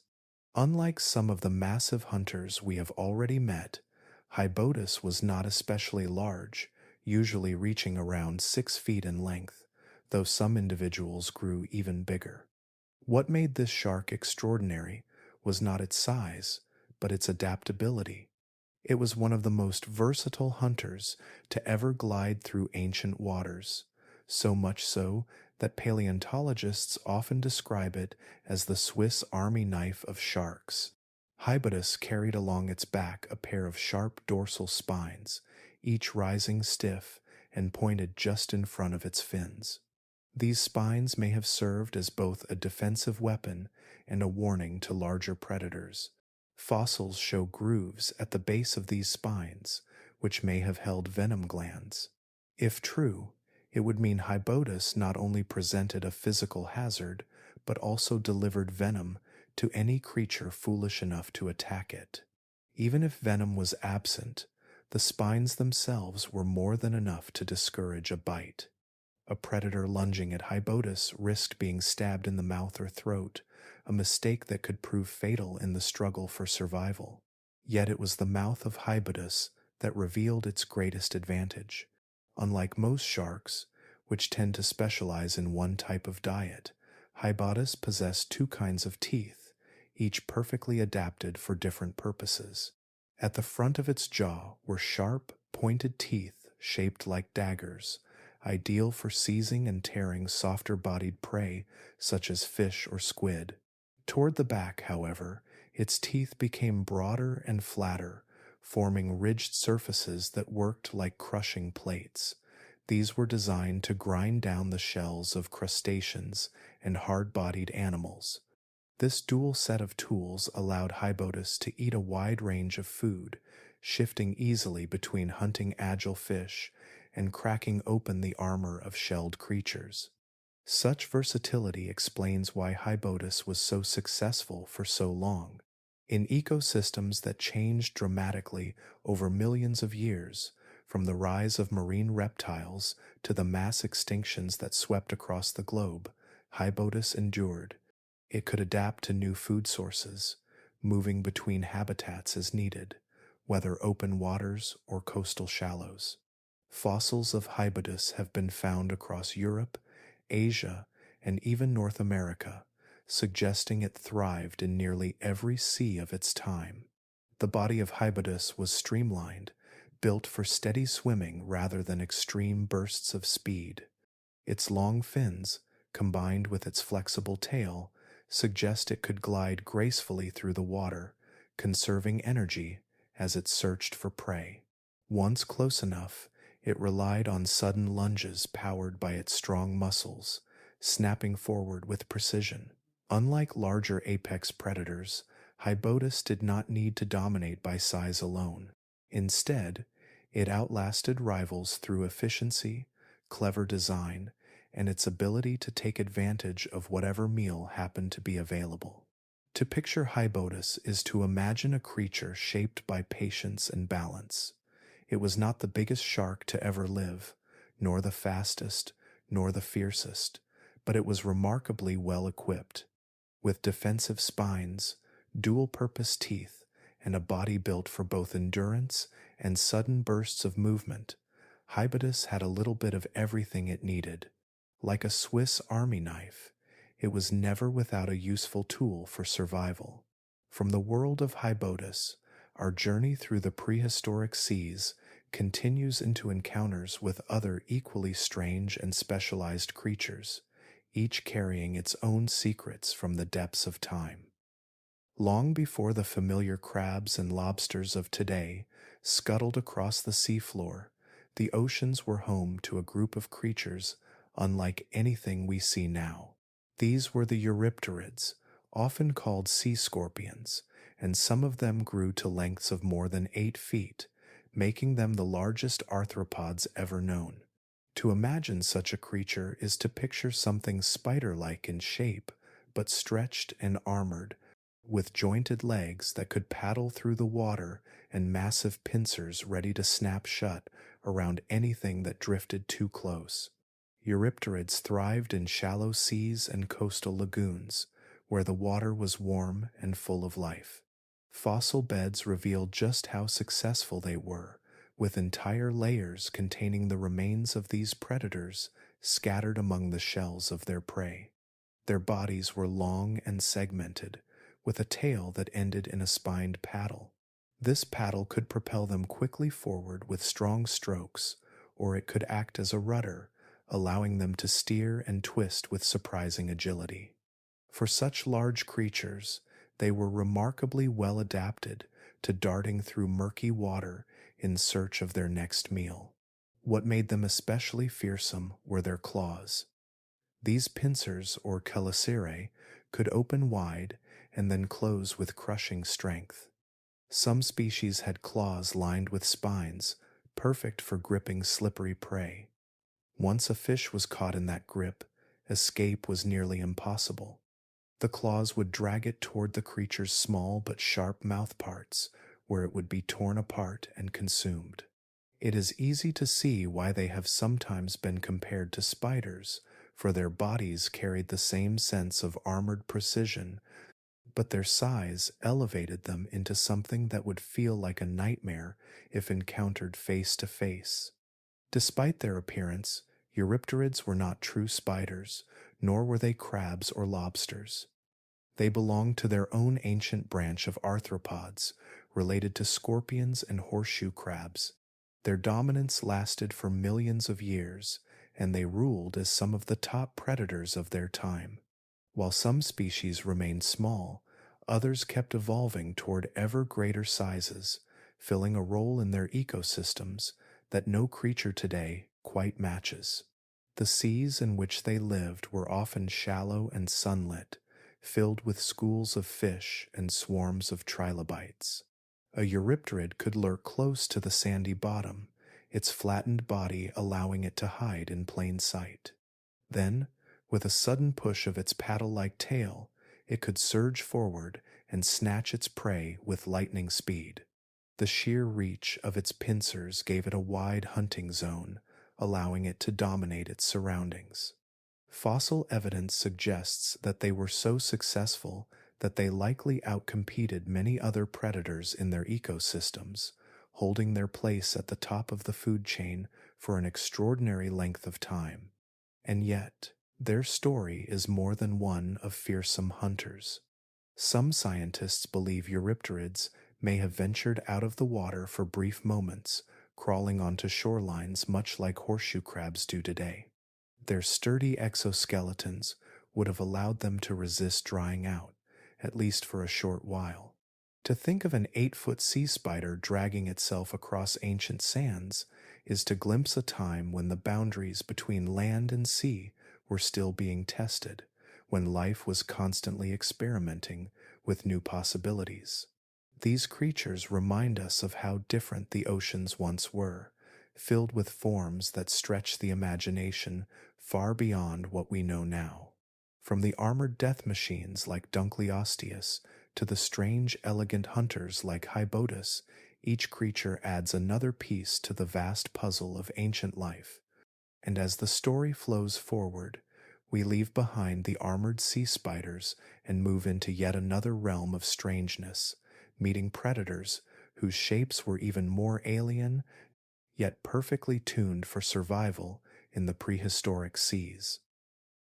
Among the many strange sharks that swam through ancient seas, few looked as unusual as Stethacanthus. This small shark, which lived more than 300 million years ago, was not especially large, growing only a few feet in length, but what it lacked in size, it made up for in sheer strangeness.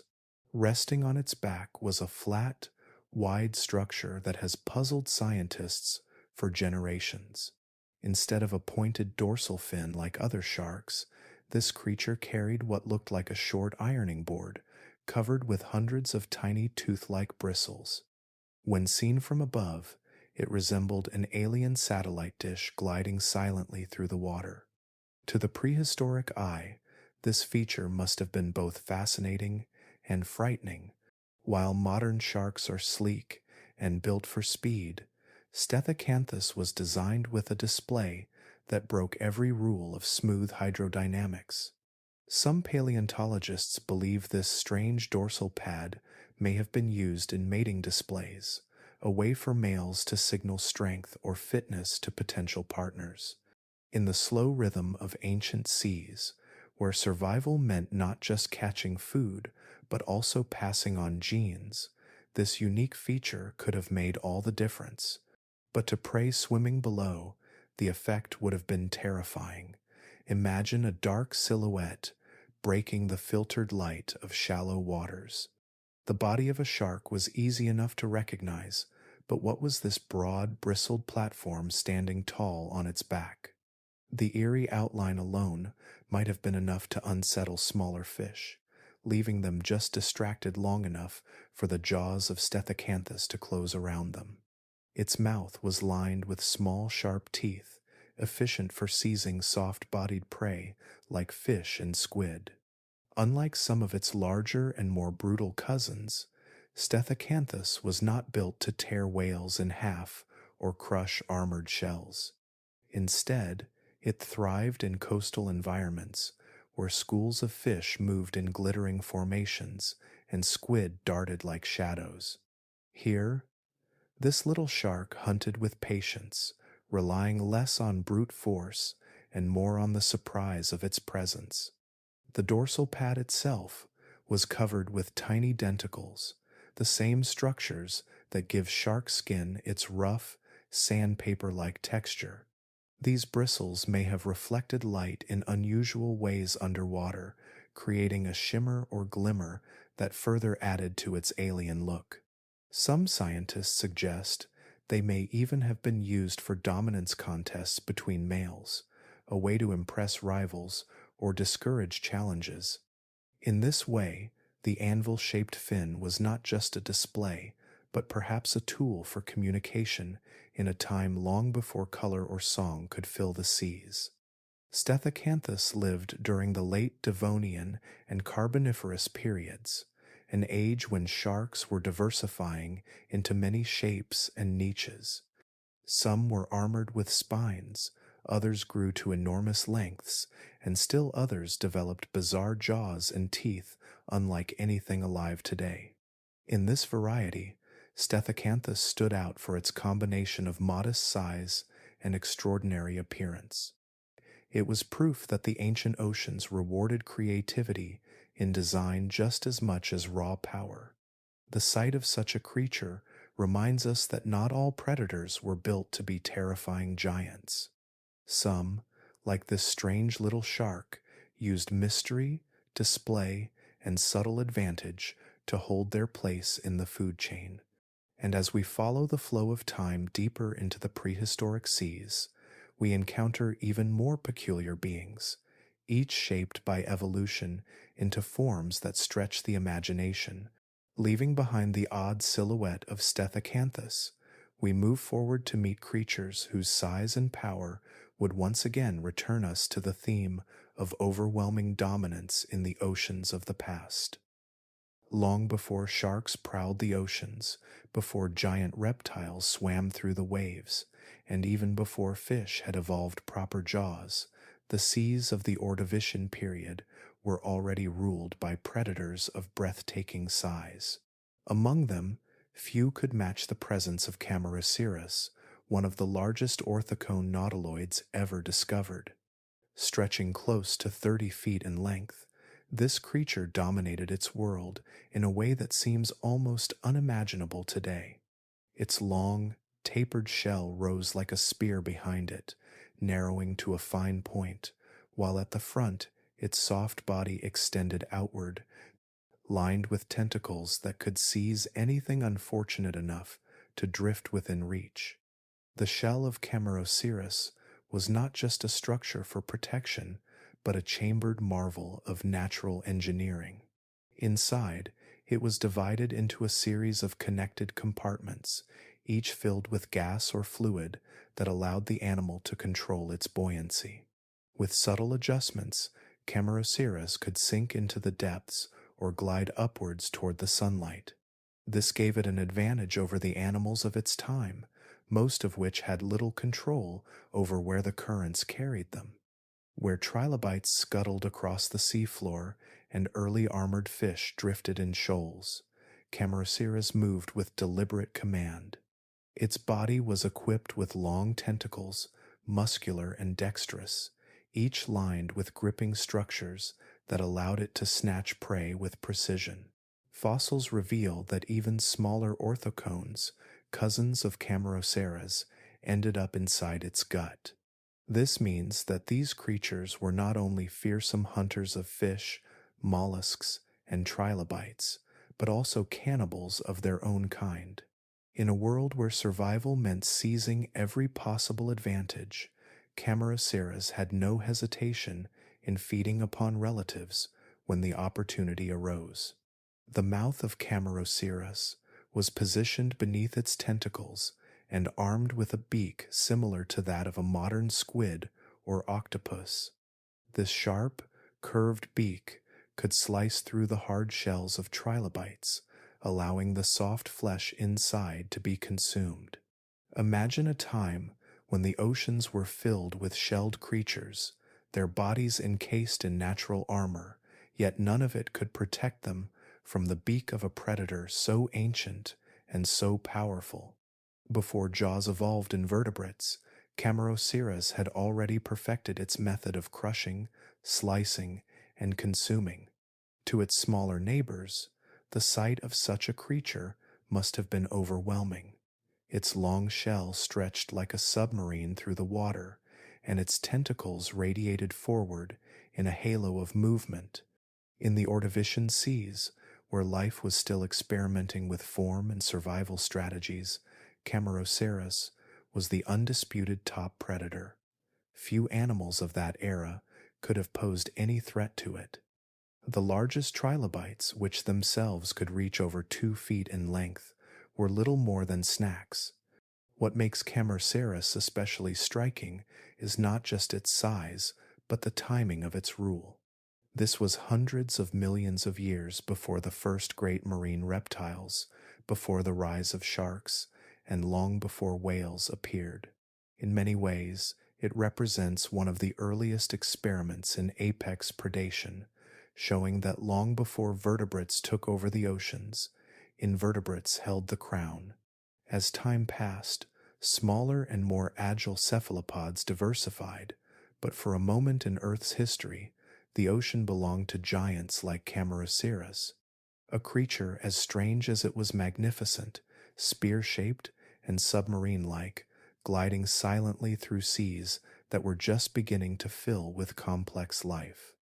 And from this deep past, the story flows forward into other predators, each new age producing creatures that redefined what it meant to rule the oceans.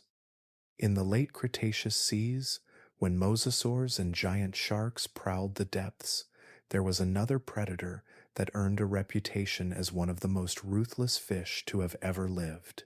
Its name was Xiphactinus, a creature that grew to lengths of nearly 20 feet and carried a mouth full of dagger-like fangs.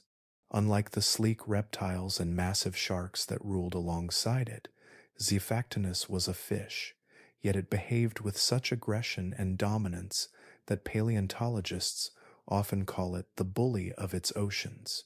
Its body was long and torpedo-shaped, built for bursts of speed.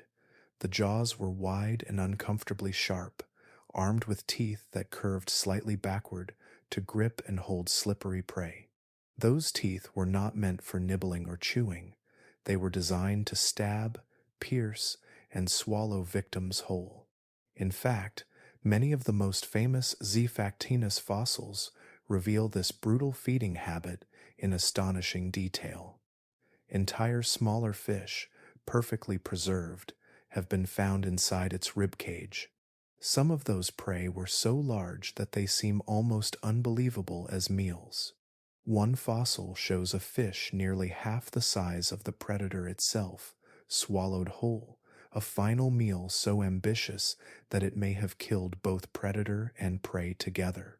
This bold and almost reckless feeding style shows that Xiphactinus was not a cautious hunter. It was an opportunist that struck first and thought later. Schools of fish swimming through the Cretaceous seas would have faced its lightning lunges, and any individual unlucky enough to be caught in its path had little chance of escape. The backward curved teeth made retreat impossible, dragging prey deeper into the throat until it was engulfed.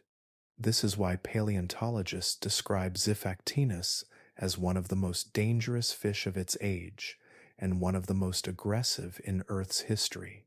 But it was not only other species that fell victim to this predator. Evidence suggests that Xiphactinus practiced cannibalism. Fossils show bite marks consistent with its own teeth, and in some cases, remains of its kind have been found inside its stomach. In a world filled with predators, competition was fierce, and Xiphactinus did not hesitate to turn on its own when food was scarce.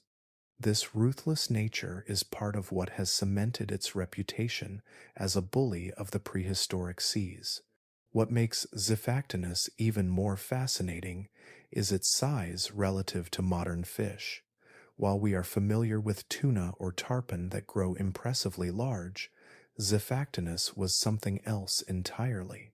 Imagine a tarpon that could stretch the length of a small bus, but with teeth like a row of daggers and the relentless temperament of a predator that would attack almost anything it could overpower.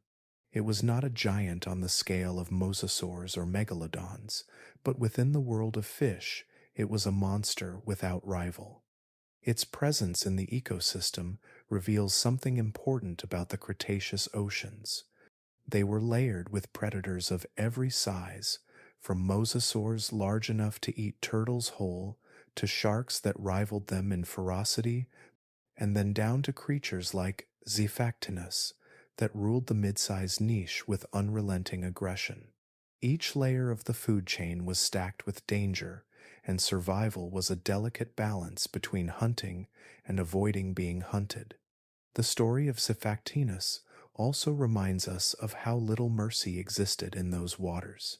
Fossils preserve not only the bones of these animals, but snapshots of their last meals, their battles, and sometimes their final mistakes.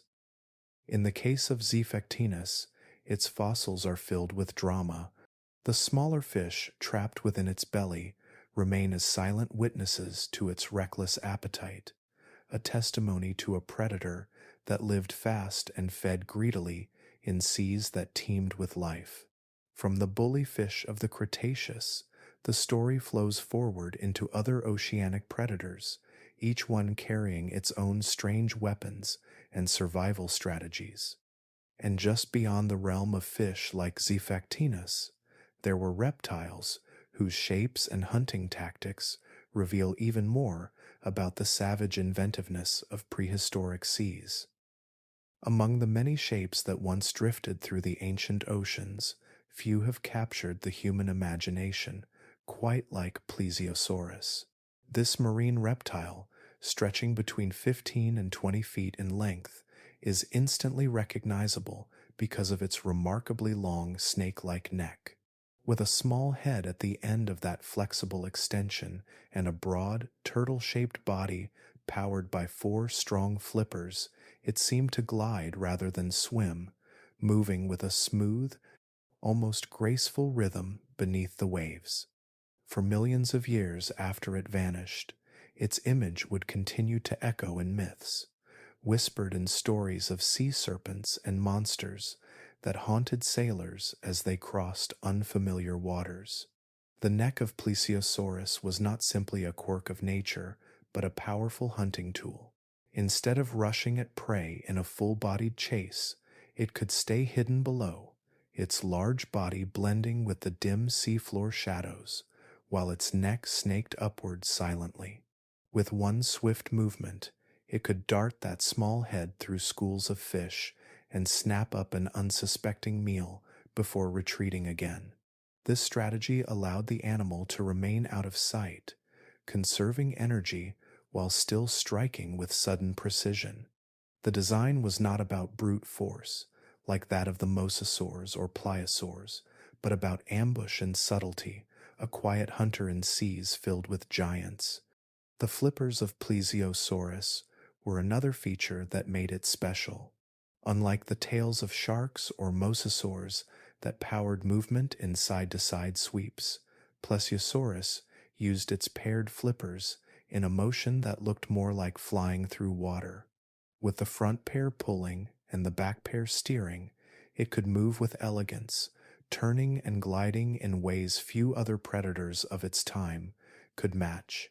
This gave it an advantage when navigating the shallower seas and coastal lagoons where it is believed to have lived. In these environments, where fish gathered in large numbers, a predator that could slip silently and turn with agility had every chance to thrive. Because of its distinctive appearance, Plesiosaurus became one of the most enduring images in folklore long after its extinction.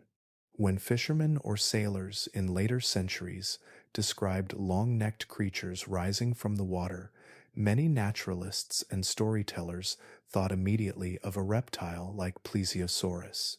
The famous stories of the Loch Ness Monster, with a long neck breaking the surface of a calm lake, almost certainly draw from our knowledge of this ancient animal. In fact, when the first skeletons were discovered in the early 1800s, they caused a sensation, with some even claiming that sea serpents described in myth had finally been proven real. Fossils of Plesiosaurus have revealed not only its shape, but also hints of its life. Its teeth were slender and pointed, perfectly designed for gripping slippery fish. Unlike massive hunters that swallowed prey whole, it fed more delicately, catching smaller meals one after another, snapping at fish much like a heron plucking from a pond. This constant feeding habit shows that while it was not the most powerful predator of its time, it was persistent and efficient, carving out a successful place in ecosystems crowded with larger and fiercer competitors. Its story also highlights something about the oceans of the past. Not every deadly creature was terrifying because of its size or power. Some were feared because of how strange they looked and how different their hunting methods were from anything alive today. Plesiosaurus was not the apex predator that ruled the seas, but its image endures as one of the most iconic of all marine reptiles, bridging the gap between science and myth. And while this long-necked reptile has fueled legends of sea monsters for centuries, it was only one example of the incredible variety of forms the ancient seas produced. From long-necked hunters like Plesiosaurus, the story moves toward creatures whose shapes were even more bizarre, where evolution seemed to experiment with tools of survival that challenge our imagination still today. Among all the creatures that swam in the ancient seas, few have puzzled scientists more than Helicoprion, the strange shark with a spiral jaw of teeth. We visited it earlier in this journey, but it is worth circling back, because the mystery of this animal is unlike anything else in paleontology. Helicoprion lived more than 270 million years ago, long before dinosaurs walked the earth, yet its remains have kept scientists arguing for over a century. The problem is simple and haunting. We have the fossilized saw, but not the rest of the body. The buzzsaw jaw of Helicoprion is one of the strangest adaptations ever found. Picture a coiled spiral, like the blade of a circular saw, but instead of metal teeth, it is made of sharp shark teeth stacked one after another. As the shark grew, new teeth kept forming at the center, pushing older ones outward in the spiral. This meant that unlike modern sharks that shed teeth when they break, Helicoprion carried every tooth it ever grew. By adulthood, the saw might have held over 100 teeth, tightly packed in a deadly coil. For more than 100 years, paleontologists debated where this saw belonged. Some believed it was curled on the shark's snout, others thought it sat on its back like a fin, and still others argued it spiraled inside the throat. Early museum displays showed wild reconstructions, some resembling terrifying sea monsters with saws sticking out in impossible ways. Only in recent decades, with advances in scanning technology, were researchers able to look deeper into the fossils. They discovered that the spiral was actually fixed in the lower jaw, where it could slice prey as the mouth closed, pulling fish downward into the spiral of teeth. This discovery reshaped our image of Helicoprion, giving it a design unlike anything alive today. The function of this buzzsaw mouth is still debated. Some suggest it was used to slice soft-bodied animals, like squid and ancient cephalopods, cutting them cleanly in half with a single motion. Others believe the spiral acted like a trap, snagging slippery prey and forcing it deeper into the throat. Either way, it made Helicoprion a specialized predator in seas filled with competition. Its body likely resembled a streamlined shark, perhaps 20 to 30 feet in length, but no complete skeleton has ever been found, leaving much of its appearance in shadow. What makes Helicoprion so fascinating is the way its fossil record captures both the certainty of fact and the mystery of the unknown. We know the saw is real, and we can measure its teeth, yet the rest is pieced together from imagination and fragments. It reminds us that prehistory is not a closed book, but a puzzle with missing pieces, and each discovery offers both answers and new questions.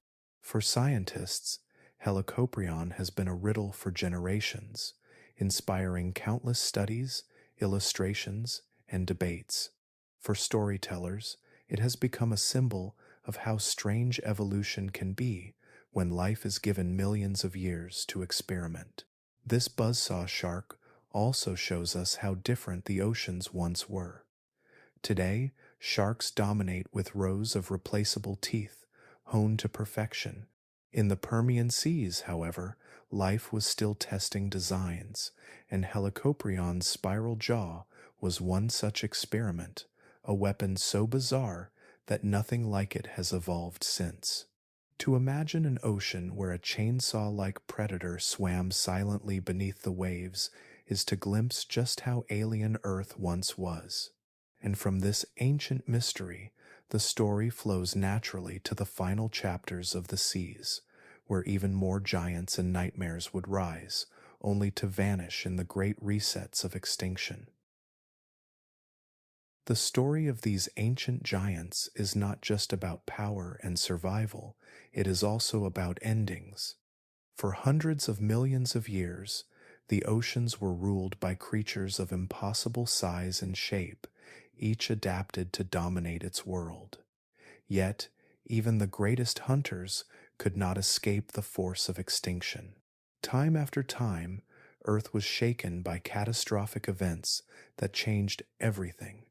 There have been 5 great mass extinctions in our planet's history. Each one acted like a reset button, wiping the slate clean. Whole families of predators that had thrived for millions of years suddenly vanished, leaving behind only bones and teeth locked in stone. These moments remind us that no creature, no matter how fearsome, is immune to change. The Devonian seas, once filled with armored giants like Dunkleosteus, fell silent as shifting climates and falling oxygen levels swept them away. Later, the Triassic ichthyosaurs that grew as large as whales disappeared in another global crisis. Their rule over the oceans abruptly ended. At the close of the Cretaceous, an asteroid struck the Earth with unimaginable force, sending waves of fire, dust, and chaos across land and sea. The mighty mosasaurs, the sea dragons that reigned for millions of years, were wiped out almost overnight, along with their cousins, the dinosaurs. Each extinction cleared the oceans, stripping them of their top predators and giving rise to something new. After these resets, the oceans did not remain empty for long. Sharks adapted and returned stronger than before, evolving into forms we still see today. The first whales rose from land-dwelling ancestors and took to the sea, eventually becoming the giants that roam our waters now.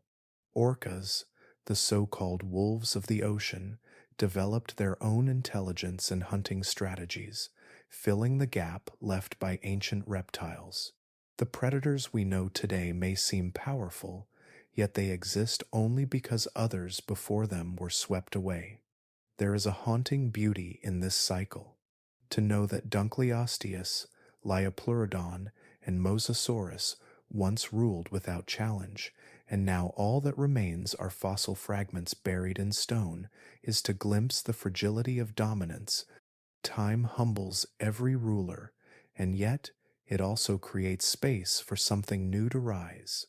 Scientists remind us that life has always found a way to survive. Even after the most devastating extinctions, small creatures endured, carrying the spark of life into the future. From those survivors, evolution sculpted the new predators of each age. It is a cycle of loss and renewal that continues even now, shaping the oceans we know. And it leads us to one final question, one that lingers as we leave behind these ancient seas. If life survived 5 mass extinctions and rebuilt itself each time, what might evolve if another reset were to happen in the distant future? What forms might swim in the oceans millions of years from now, when the rulers of today are long gone? Could there be creatures stranger and deadlier than anything we have ever imagined, waiting to take their place in a new world? As you drift deeper into rest, let those thoughts wash over you like waves. The ocean is vast, mysterious, and timeless, and we are only a small part of its story. The monsters of the past may be gone, but their echoes remain in the fossils we study and in the questions we still ask. Thank you for joining me tonight on this journey through ancient waters, through worlds where nightmares once ruled and vanished. If you enjoyed this exploration and would like to wander into more mysteries of science in a calm and gentle way, I would be so grateful if you gave this video a like and subscribed. It helps this little corner of the internet grow, reaching more curious minds like yours. Now let your breath slow, let your body rest, and allow the tides of sleep to carry you away. Good night.